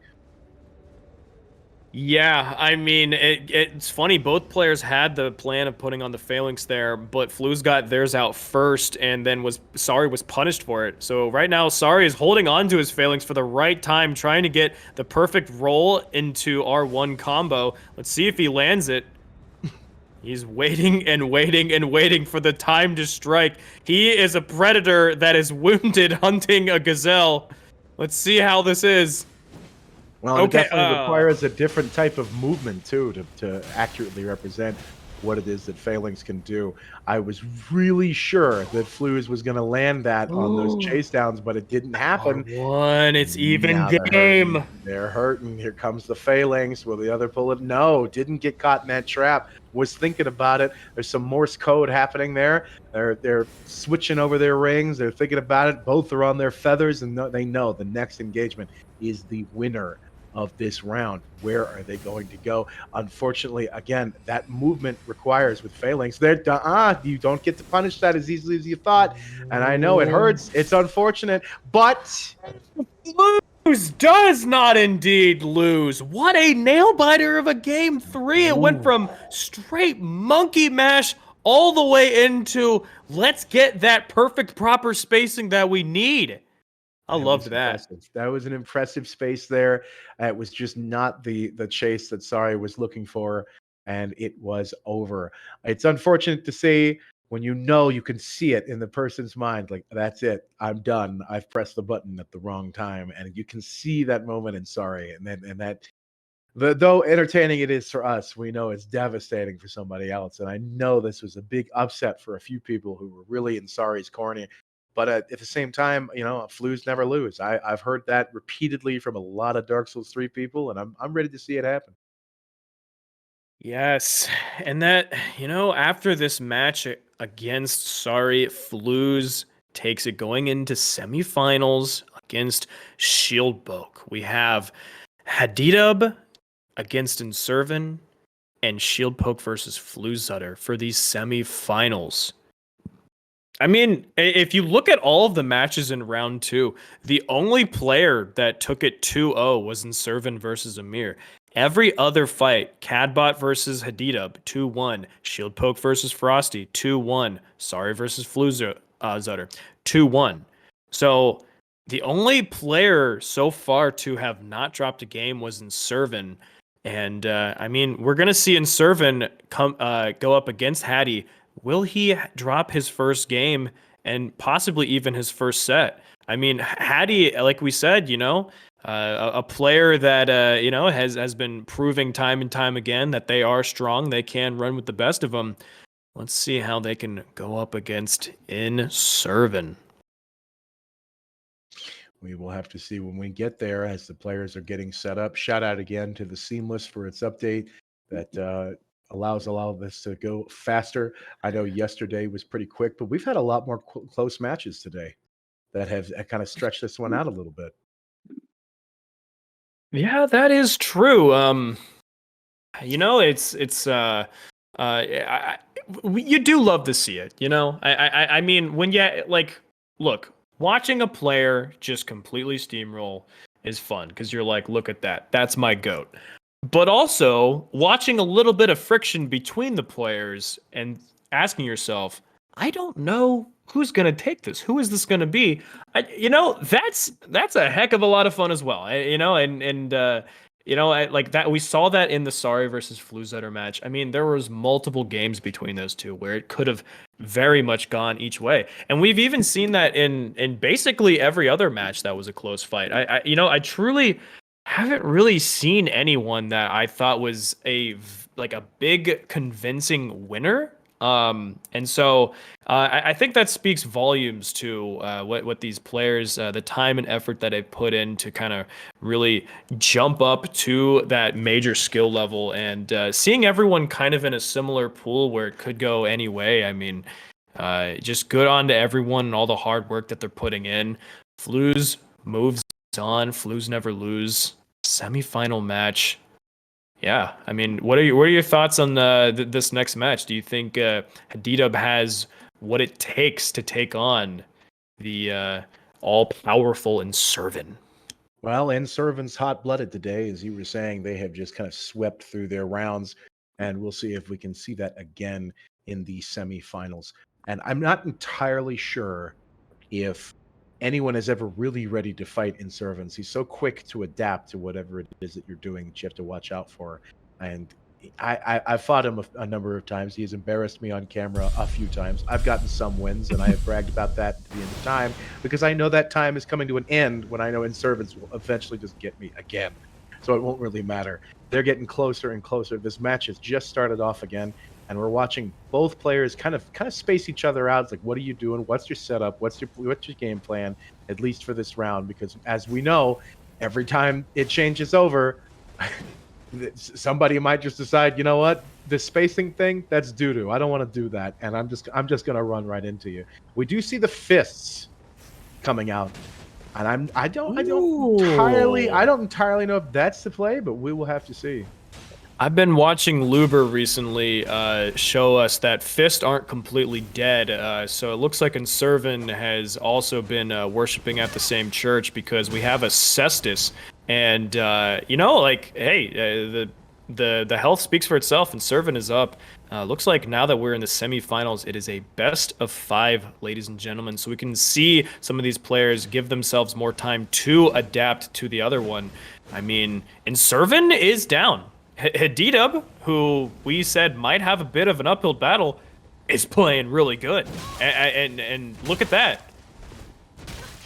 This is a setup I'm actually surprised to see on Inservin's part. This is I'm not entirely sure if I've ever actually seen Inservin's run this setup. I'm not gonna lie.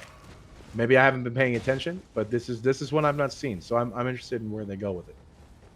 Yeah, it looks like they're committed to it as well, despite Because it doesn't. Yeah, in fact, I'm not entirely sure we have the names right.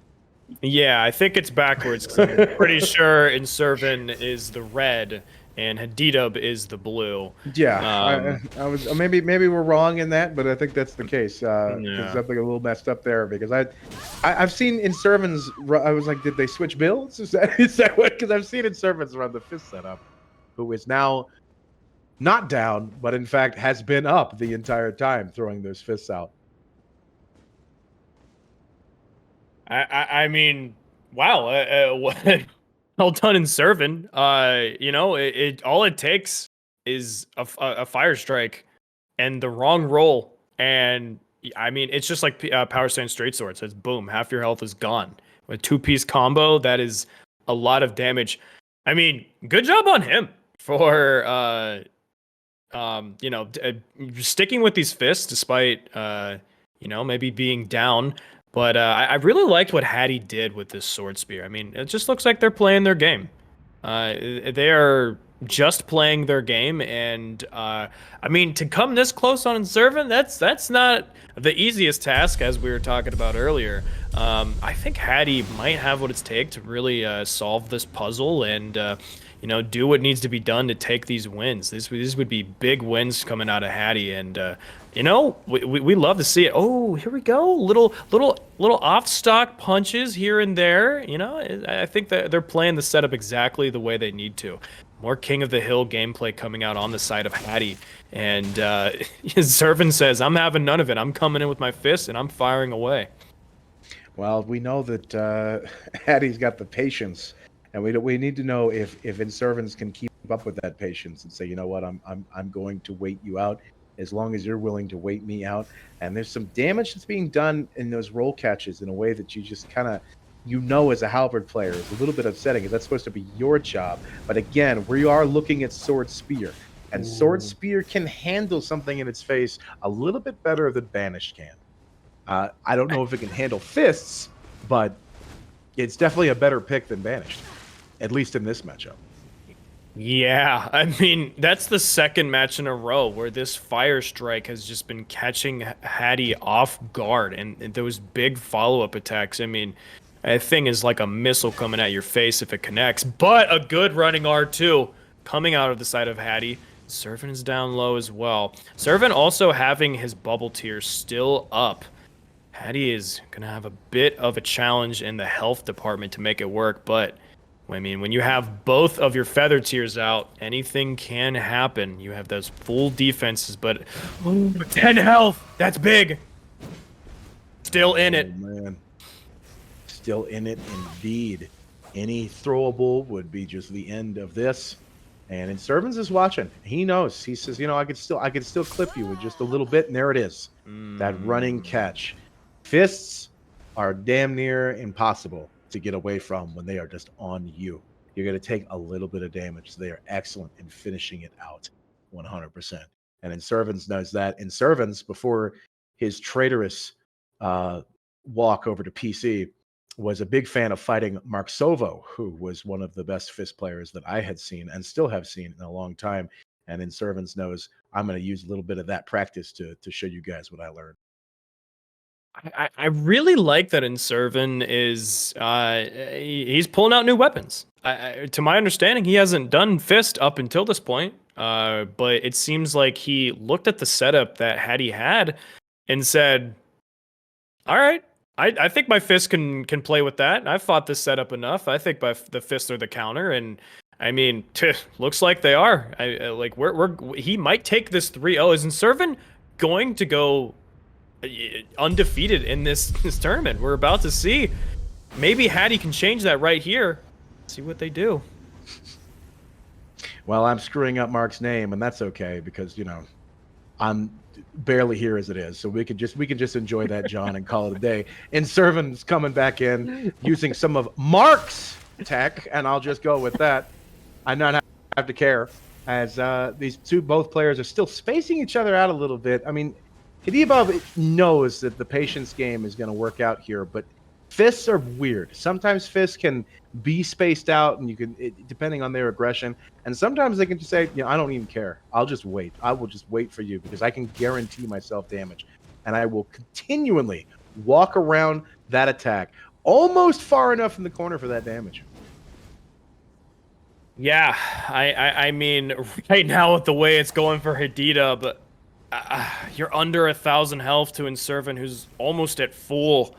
This is an uphill battle. I mean, Inservin is just with every single match just closing the gap more and more. Look at that swap around R2. Doesn't land, but I mean the idea is there, and if they do, that's huge damage coming out. These running R1s, running R1, R2 pump.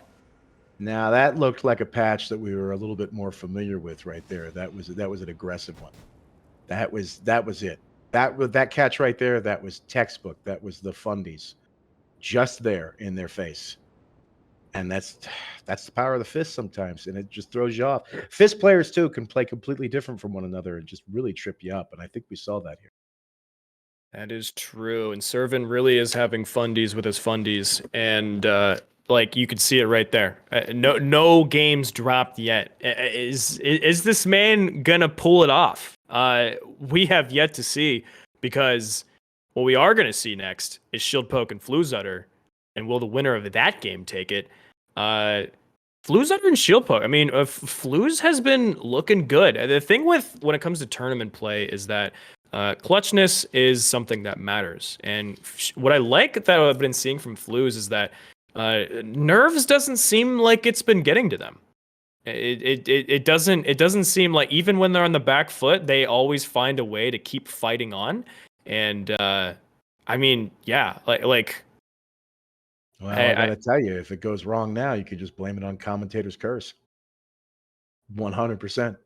Please don't do that. Well, I'm going to blame you, because commentator's curse is real, and so are tournament nerves. Tournament nerves, I have often said, I will take the mid player with no tournament nerves over the high tier player with a lot of tournament nerves any day. I will take that, because tournament nerves are a huge deal. And a lot of these players that we've seen today are actually pretty familiar with the scene. They've been around the block. They have no real reason to be afraid. Yeah, because most of us are just going to get memed about later anyway. So why have tournament nerves when they people will poke fun no matter what you do.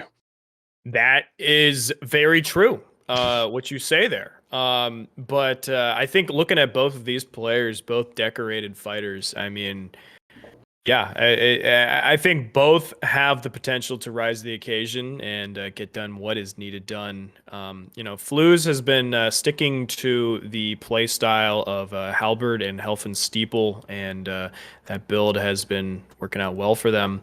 And then Shieldpoke, who I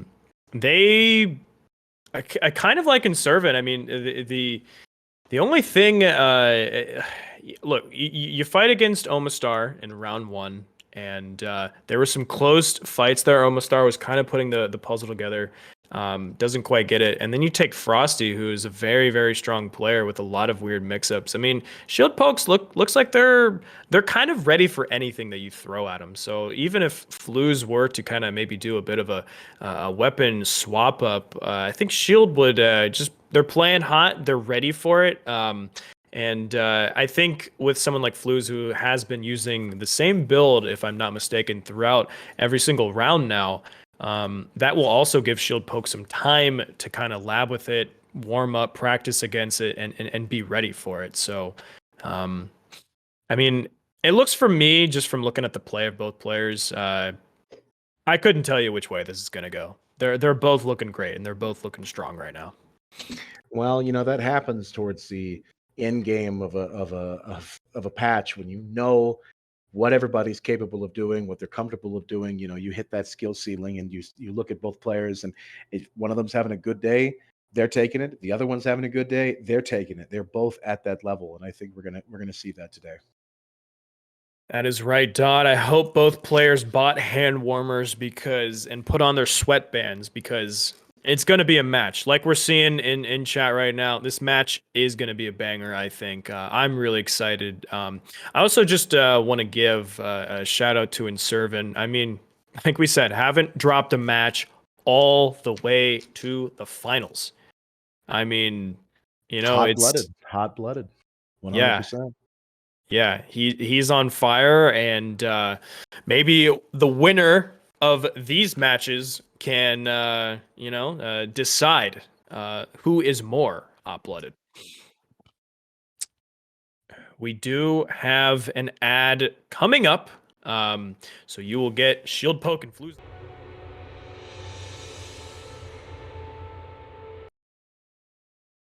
So Dodd, Silverback Gorilla versus Grizzly Bear. Who is taking it? I'm going with Grizzly Bear on that for sure.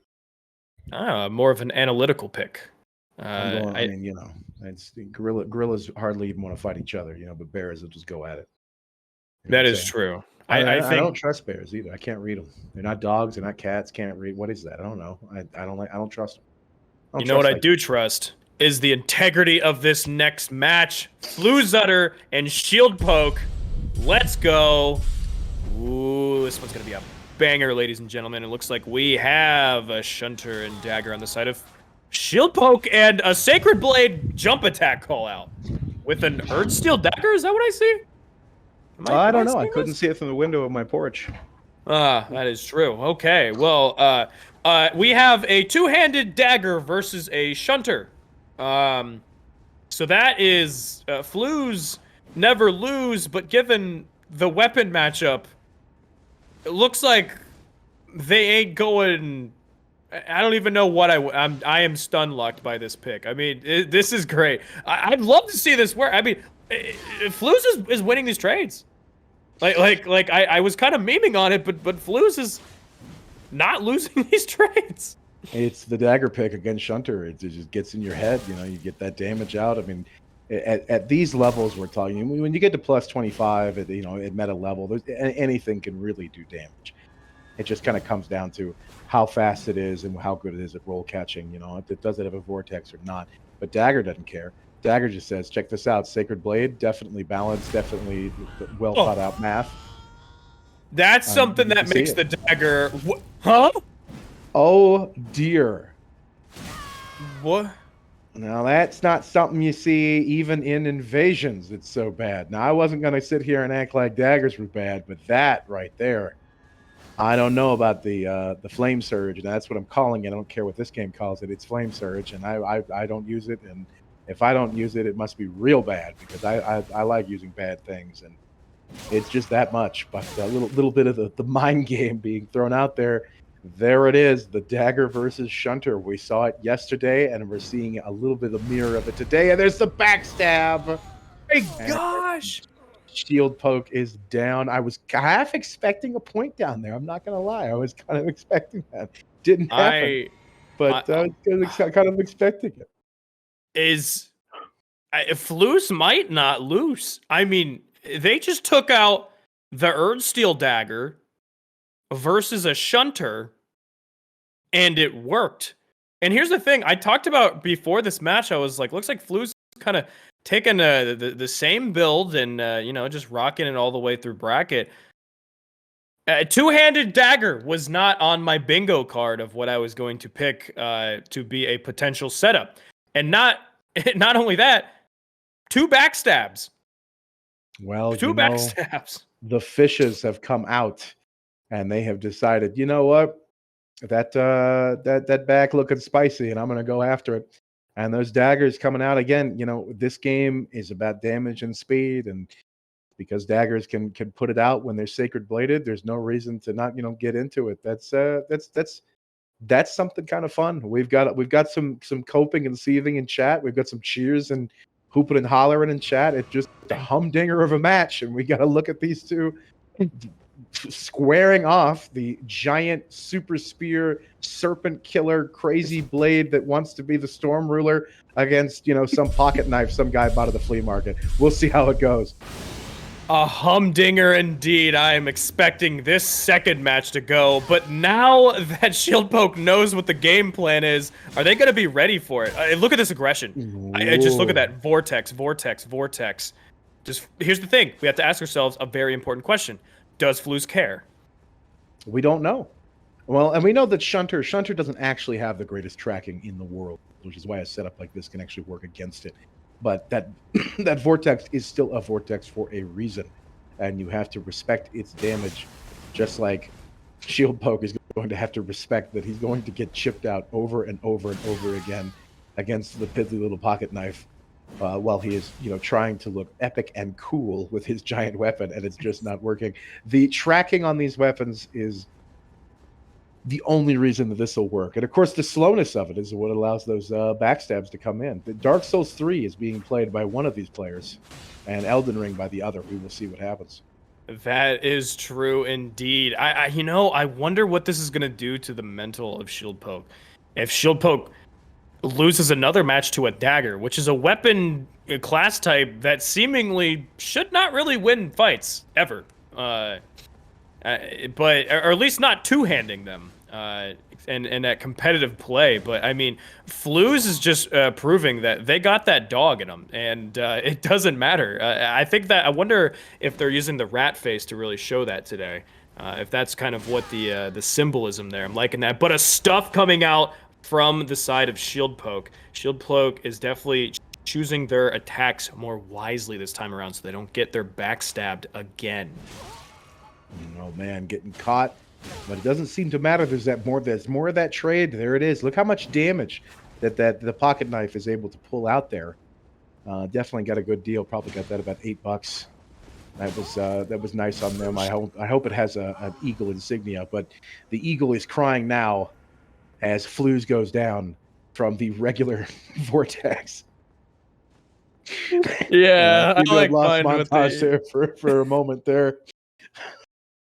I like when my pocket knives have cool patterns on them too. I'm a big wooden with a nice varnished finish handle guy myself. I mean, Shieldpoke fought back that match exactly the way they needed to. They're like, all right, this is a thing that's in my life now. So I am going to now play against it. I think the dagger for first match was a nice, fun little mix-up that worked in the favor of Flooz. But I think Shieldpoke, again, being such a strong player, knows that, okay, I know that you know what my game plan is and you've adjusted for it, but I also now know what your game plan is, so I can adjust for that. Oh, thrilling stuff from my co-commentator. thrilling observation from someone who's really thought that statement out. Thank you, I appreciate that. Thank you so much, Dodd. Are you just excited for this round 3 as I am? I am, and I'm hoping that both players are adapting to the other. There is a lot of commitment on the field. If I was Shieldpoke, I would have gotten off of Shunter 10 minutes ago, even if he's getting some damage out. But there's commitment. There's a lot of commitment. And Shunter is a committing weapon, which is why Dagger can actually work against it. That's right. Some of us like commitment. Some of us are afraid of it. Let's see how that plays out in this match. So we have that Vortex. Oh! Misses the backstab, and that is going to be an immediate backstab coming from the side of Floozutter. Amazing stuff. I mean, look, he's putting his back on the wall. He's saying, this isn't for you. This is mine, my property, not for you. I mean, I also want to just call out the movement coming from Flooz. I mean, it looks like they're playing hot with their spacing today. And speaking of spacing, someone could learn a thing or two, and that name is End of the Lion. Thank you for that raid over here, bringing your viewers in to see what is clearly the matchup of all time. Two-handed dagger against Shunter. A trend has been set, and we're going to watch and see if which one of these players is hungry enough to take that damage, because standing in front of that dagger, bad. Standing in front of the vortex, bad. Both of these are close engagement weapons. I will say that the Shunter doesn't have to be buffed to start scaring people, and that dagger does. Now, he's got bundles, of course, but also that Sacred Blade. Sacred Blade, when you've got a Holy Infusion, or a Sacred in this game infusion, it is nasty when you get that Sacred Blade on there, which I've been advocating for a while now, and so I feel pretty validated. Validated, it looks like you are, because Flooz is up in the health match right now, and I'm wondering if, allowing yourself... Oh, okay. if you're allowing yourself to not, be able to use that Sacred Blade because the other player is playing aggressive, I wonder if bundles are the solution to that problem. But it looks like Shieldpoke comes back with 2 stabs. Bubble is popped on the side of Flooz, barely escapes the vortex situation. I'm liking the impaling thrust from this. It's a bit of an interesting mix-up, especially something you don't expect to see on a dagger of all things. But the match is speaking for itself. It is working in Flooz's favor. I mean, this could be a lot worse considering the weapon matchup. Oh my gosh, Shieldpoke was all over Flooz in that last quarter of the match. Did not let them the move. bow, the GG and the bow, saying, yeah, good fight, man. That's that wonderful moment to toss out that GG when you know you just feel good about something. You're like, yeah, man, GG, after just absolutely following them to the grave. He was picking open his casket and saying backstab on that one. Amazing. Beautiful movement on Shieldpoke's part. And that's the thing, is getting backstabbed again in this matchup could be something to kind of be at the detriment of the mental of Shieldpoke. But Shieldpoke took it, said, all right, you got me. I'm going to fire back, and I'm going to get even more aggressive, which is interesting because that more aggression could, lead to another backstab. But you play it right, and you're going to get that victory. It is up 2-1, Shieldpoke. All right, and the match is going, and it's match point for Shieldpoke, who was hopefully going to take some of that momentum of that last game and force feed it down Flooz's throat. Shieldpoke not a fan of the Flooz never lose meme at the moment and is attempting to throw that out the window, much like our commentary. That is true, and looks like Flooz gets the buff off. That will definitely give them the confidence to probably backstab Shieldpoke 3 times in a row. But Shieldpoke says, you know what? I am just gonna keep catching you. I'm gonna keep catching you with these crouch R1s. This is the shunter that you're fighting. Do not forget it. And I mean, you are right. Flooz never lose, but Flooz is not looking too hot in this game 3, and he's just catching all of these crouch pokes. The vortex is coming out in waves right now. And you definitely can see it. And I saw a few stam checks there. Shunter takes a lot of stamina, even in its vortex, to get it going. You saw those 3 big crouch pokes and then the immediate back off to get some of that stamina back. And you need that stamina for those rolls against that dagger because, it's faster than time itself. And which is fleeting away as the match goes on. Both players still in each other's face, but again, that vortex is nothing to. Oh my goodness, my bitrate on Discord has dropped to almost nothing. So I'm going to let you carry that for just a moment because I can't even see the blue or red on Discord for what these people have.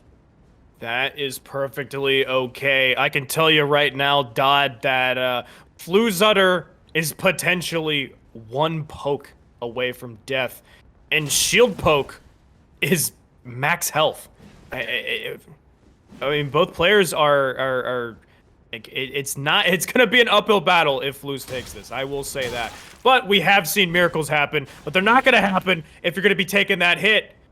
Looks like Flooz is about another tap away from death. This blue feather has kept them alive. The blue feather is back, and there is the backstab, which was unfortunate timing, almost punished there. As I've gotten the color back, I could see a red blob and a blue blob just kind of moving towards each other, which is fantastic. They're getting closer. I can see. It's sad that I can still see the crouch pokes, even I've got a resolution of 4, which is nice. And there is the catch. That jump attack was not very well timed, and Flooz would go down. Shieldpoke saying that meme is dumb, you're dumb, and Flooz does lose in this semifinals. That is true. Wow. I gotta hand it to Flooz on this. That first match, it was probably one of the hypest matches of this entire tournament. Just coming out with the 2-handed dagger, confusion to begin with, getting these backstabs on a great player such as Shieldpoke, confusion. I mean, just the mix up on this pick into the shunter. I love this. I mean, the thing is that throughout the entire match, Flooz had the spacing figured out. They were not getting kind of mashed on as much as they could have been. But I mean, that's another reason that we have to give it to Shieldpoke. I mean, look, Shieldpoke has the shunter. They know what they're good with, and I think there's a reason that we saw the win today from Shieldpoke. They did a good job. I mean, it looks like we're going to have a Shieldpoke in the finals against Inservins. Or actually, no, we have a. Looks like our upcoming match is the bronze match, if I'm not mistaken. Ooh, we'll take third against Floozutter and hadidub. Oh, that is going to be an interesting match. And then we're wondering, we've seen hadidub most of the day, running the patience of that halberd. And I'm wondering what Flooz will respond to that. They've been watching as well, hopefully, to understand the matchups that could be coming. And watching two players, fight for bronze, knowing this is normally the fun match. This is the one that everybody sits down and goes, "Yep, we're going for bronze. I've already had my fun today. Time to see what we got." And I'm interested to see where that goes.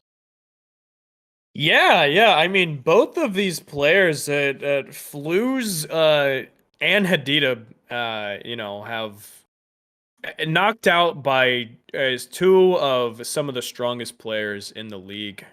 So I mean, that's like, you can't say that their performance today wasn't great, and so kind of having that fire, in both of these players to really put on a show.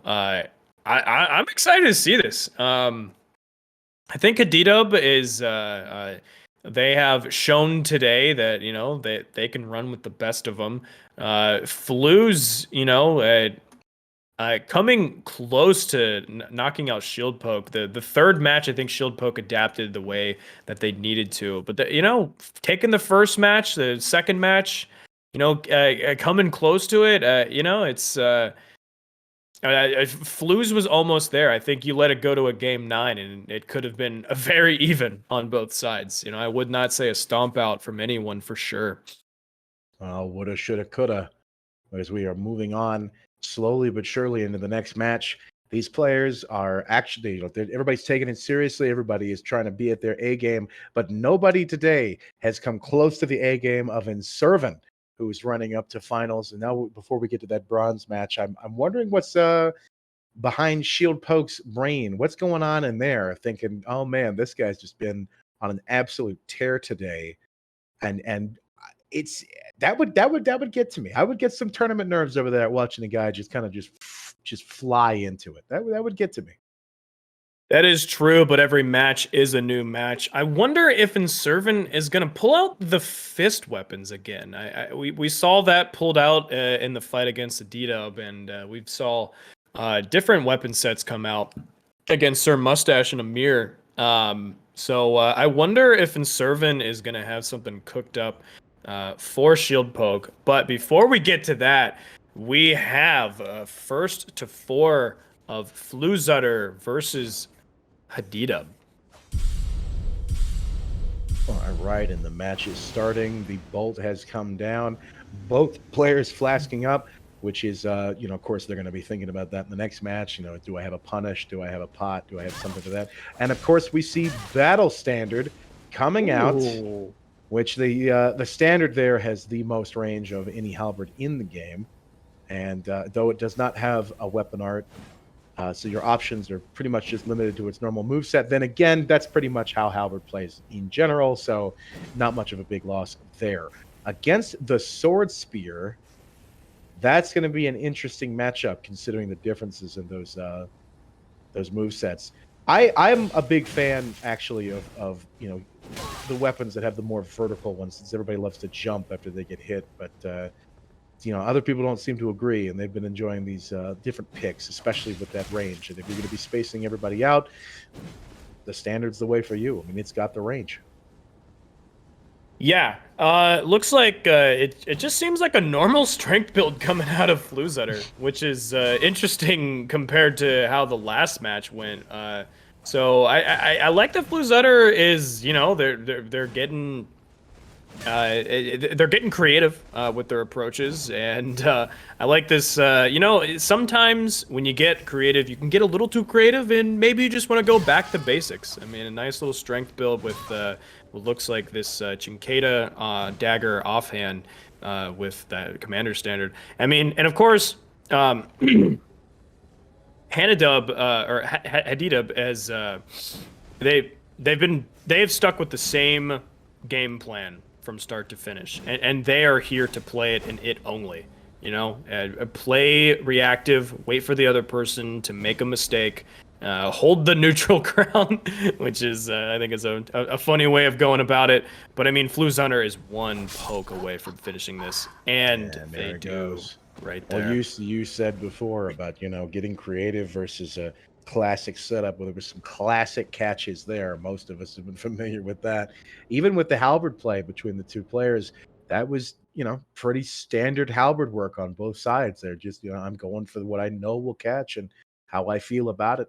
I mean, Hadidub was down for quite a long time and still able to space most of that out, but knew all Flues needed in that last bit was just the trade. As soon as that thrusting sword came out, we knew it was coming. Just the trade.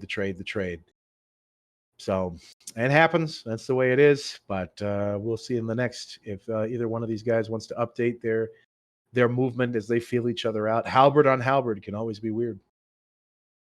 Yeah, I mean, when we talk about damage, I mean, the damage that you can stack onto the sword spear with the right setup, I mean, that is something that can be lethal. But it seemed like Flues was just they were on it, they were ready, and you know, the typical, you go to a clean route straight sword, you finish the match, you get everything, you're just in and out, clock in and out, you get your pay, you're done with day, you come back and you're like, oh wait, I got to win 3 more matches. Hey, no problem, I'm in control here, I can do this. And you know, I'd be curious to see, since Hattie has had such a they've had the same play style, which has been effective and has been working out for them. But in this match for 3rd place, I mean, I'm curious to know if they go down by 3 and it's 3-0, like what's the, how do you change from here? How do you, you know, how do you adjust? How do you adapt? Well, it's going to be about timing. I mean, that's just pretty much everything with the halberd setup anyway. It's just timing and catches. You know, can you pull those fundies out? And everybody knows, you know, halberd off stock or halberd dagger. I mean, that's baby's first meta setup. So a lot of these people are very comfortable in that position, as well as playing it and fighting it. You know, there's not much of a difference there. Everyone knows what the other guy is going for and what timing that should be. But it's so effective that it continues to be used even to this day, despite being a 1.0 type deal.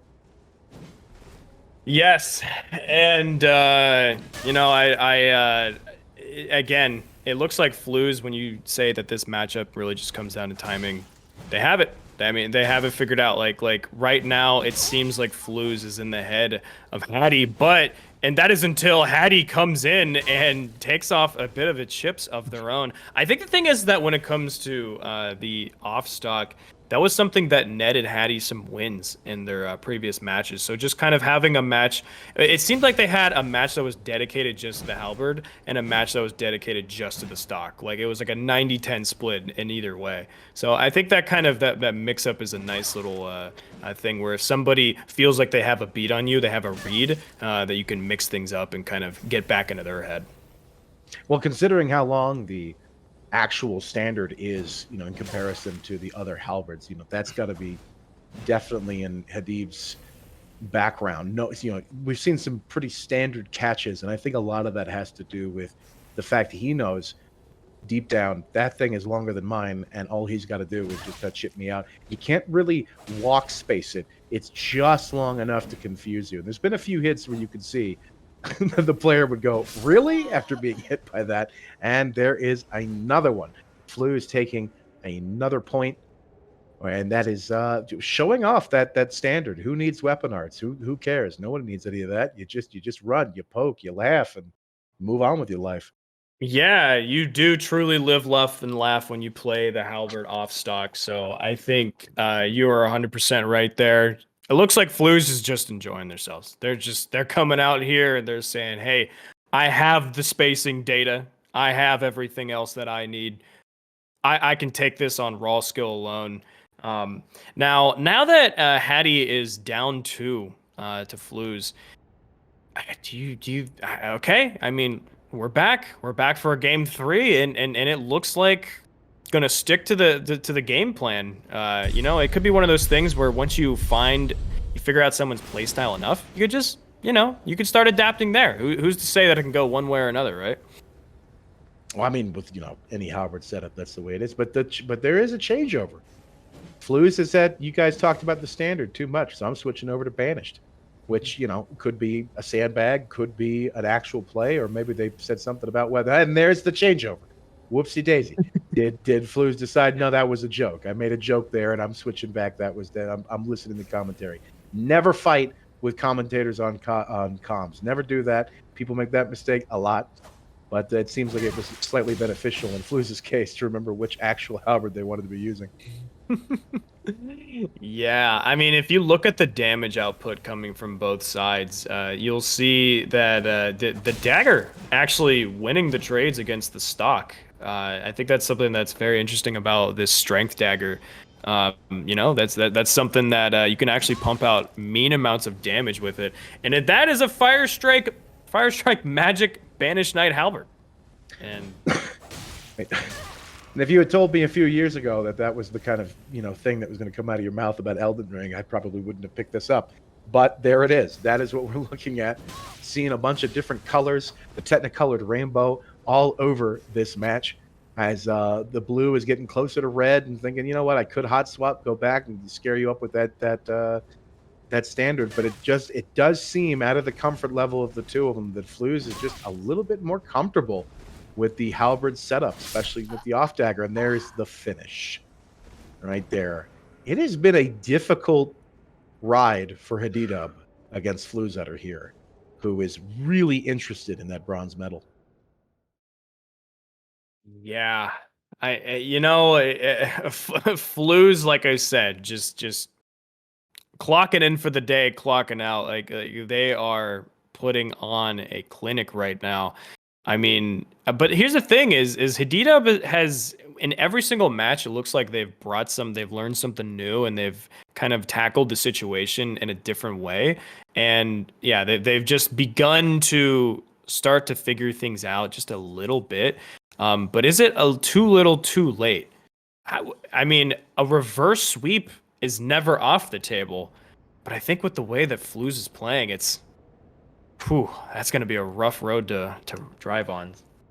Now, Flooz is moving in with those just classic punishes. I mean, we've seen those before. Everyone's seen those before with the halberd setup.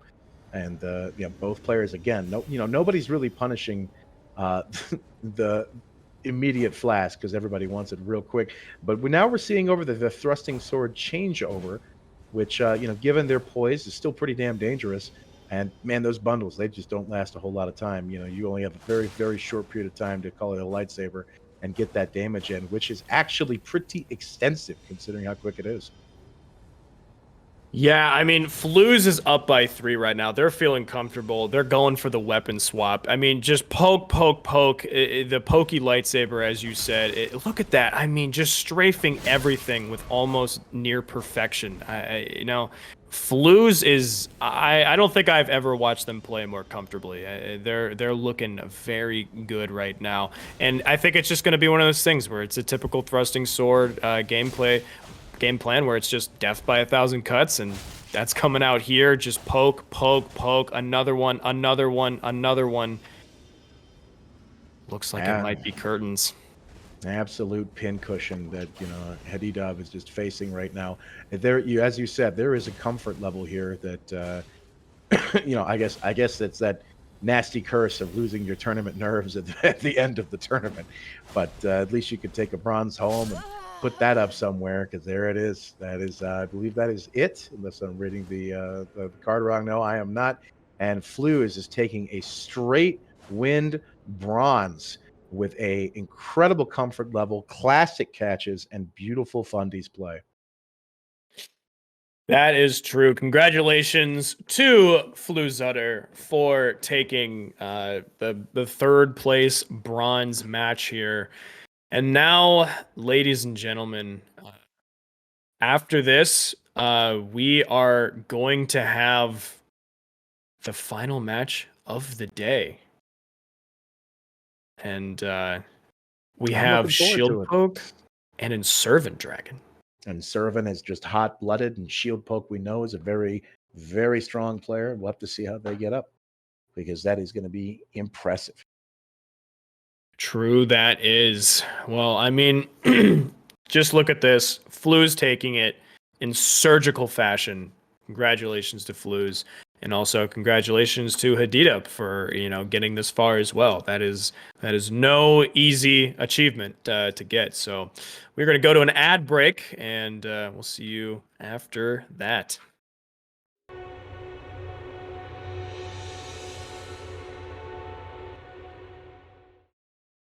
Okay, and we are back. And that was a really funny joke that you just told. Too bad nobody could hear it. But, that's the kind of content that you'd find over at Montage. A little spicy, a little bit on the range, but, I wouldn't have posted that on Twitter, but he did. And we're back at the match, 100%.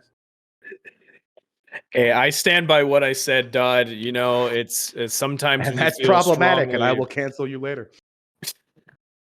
Well, you can go on Twitter and you can see my opinion on that thing that I said. Okay, well, so we are back, ladies and gentlemen, the finals match. I mean, we have the seemingly unstoppable Inservin versus the man, the myth, the legend himself, Shieldpoke. I mean, who would have thought? The 1 and 2 seed meeting in the finals. I mean, look, ladies and gentlemen, when it comes to skill level, this is everything you want to see. Sometimes the predicted outcome isn't fun to see, but I think in the case of a Souls tournament, you just want to see the best of the best go at it. I mean, given the play from both players today, you're seeing it, and I think we're going to have a fantastic first to 4 match here in the finals. And just exciting stuff. What do you think about all this, Dodd? Well, it's no surprise the 2 players at this level have, gotten here. I mean, the finals are the finals for a reason, and these players are good for a reason, and we all know their name for a reason. And, again, the traitorous scum that Inservin might be for leaving us over on PSN, which I don't understand why. Why would you leave the obviously superior game that doesn't have seamless or any modding capability whatsoever? Why would you do that? I cannot believe that. That's crazy to me. Nuts. But, Shieldpoke, I've had a few conversations with. They know what they're talking about. They know how to play. They know what they're doing.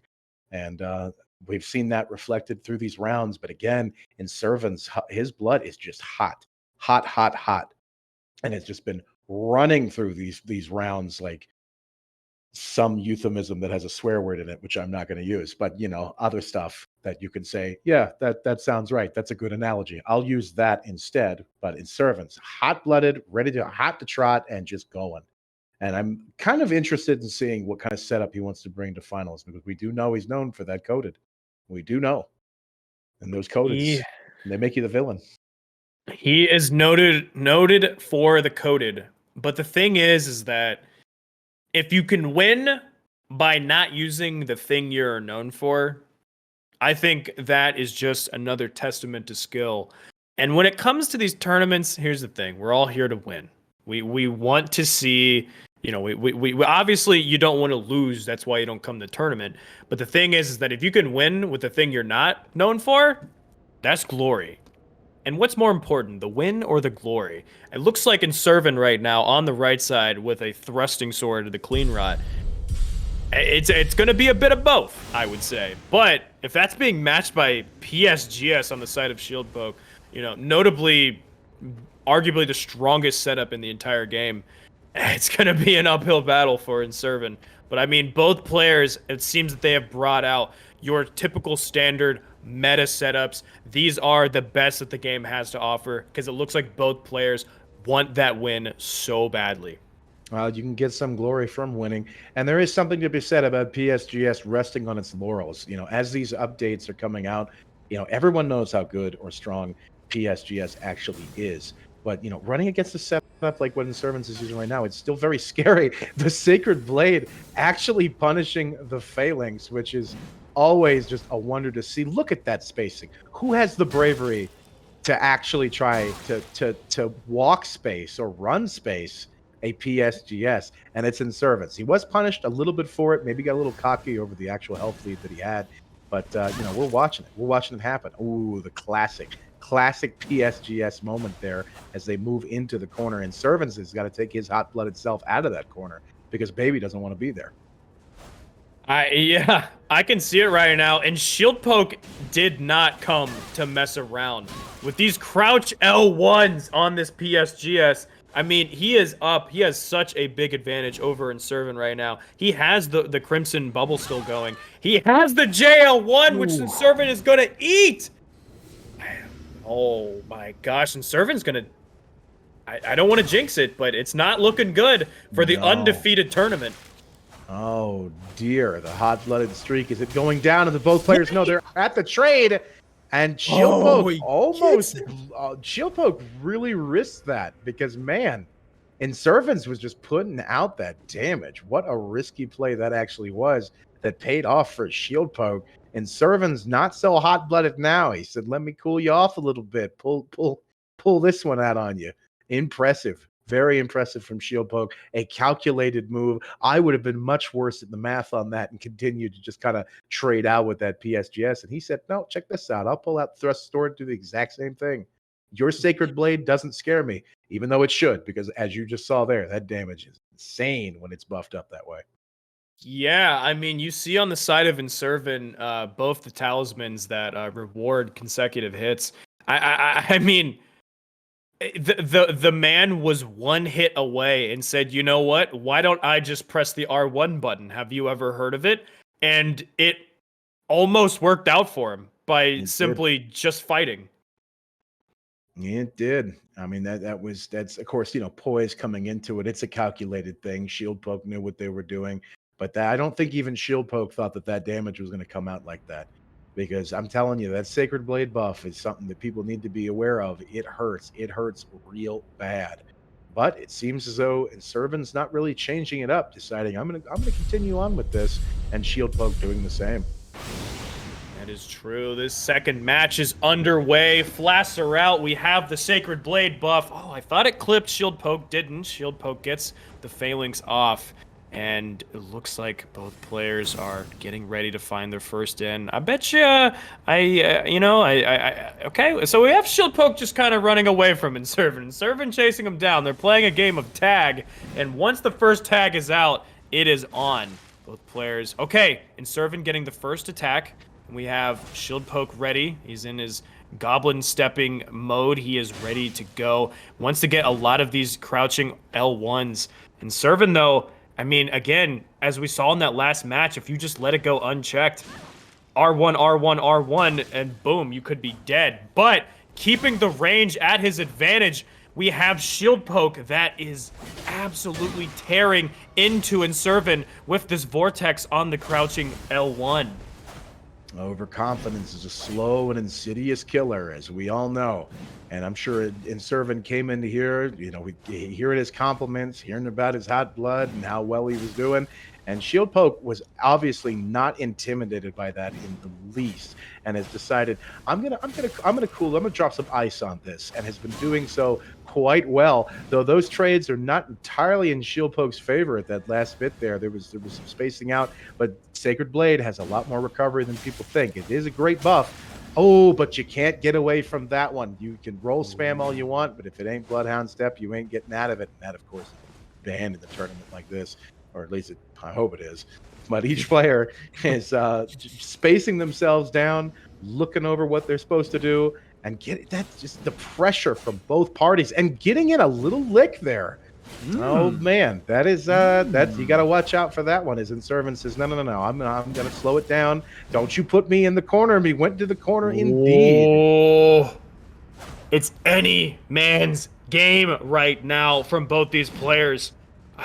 what I want to say is that despite being down in health, Shieldpoke kept up the pressure when Inservins could have just turned around and said R1, R1. But he knew his game is strong enough to catch out any reaction, and it's down to one shot.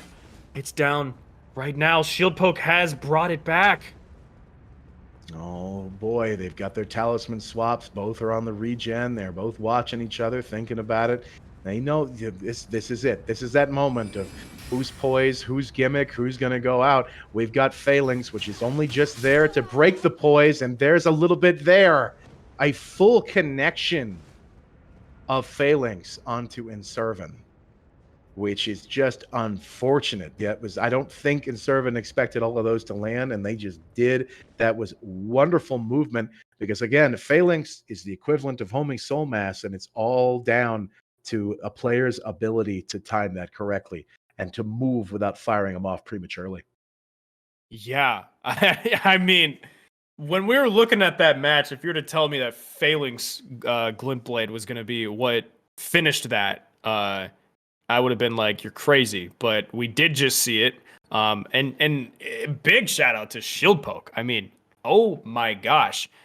Shieldpoke was on death's door for like most of that match, and he still fought with that heart of a lion in him and ended up pulling it out. I mean, the Phalanx is not how I thought that was going to happen, but you could see it in his demeanor and how he's playing right now that he was like, I'm going to win this. I do not care. Oh, yeah. And there was that poise break that we were talking about there. We could see it slowed down. It does seem that he was stuck in a pivot, but that was just with that poise break, the rest of them connected, and that was just enough damage to finish that off. That is heartbreaking to go down like that against Phalanx, which, we know is dangerous, but only because of its follow-up, not for its damage itself. And it finished it off there. No punish from the Sacred Blade there against the Phalanx. Phalanx is up again. You don't want to see that against PSGS because that is going to take you down poise-wise. Just like that, plenty of damage to go around. More damage than I thought they were going to do. So Phalanx is definitely carrying its own here, much like the Sacred Blade that Inservins has. Ooh, that trade, you didn't want that. That caught up with that Vortex there. I mean, Shieldpoke is just playing just textbook PSGS right now. Oh, yes. I mean, he is barely dropping any in his vortexes. And I love this. Again, Inservin, he's like, you know what? Whatever. I will just keep attacking, and it might just work. Except when it doesn't. Well, commentator's curse is a real thing. And Inservins is going to come get you later.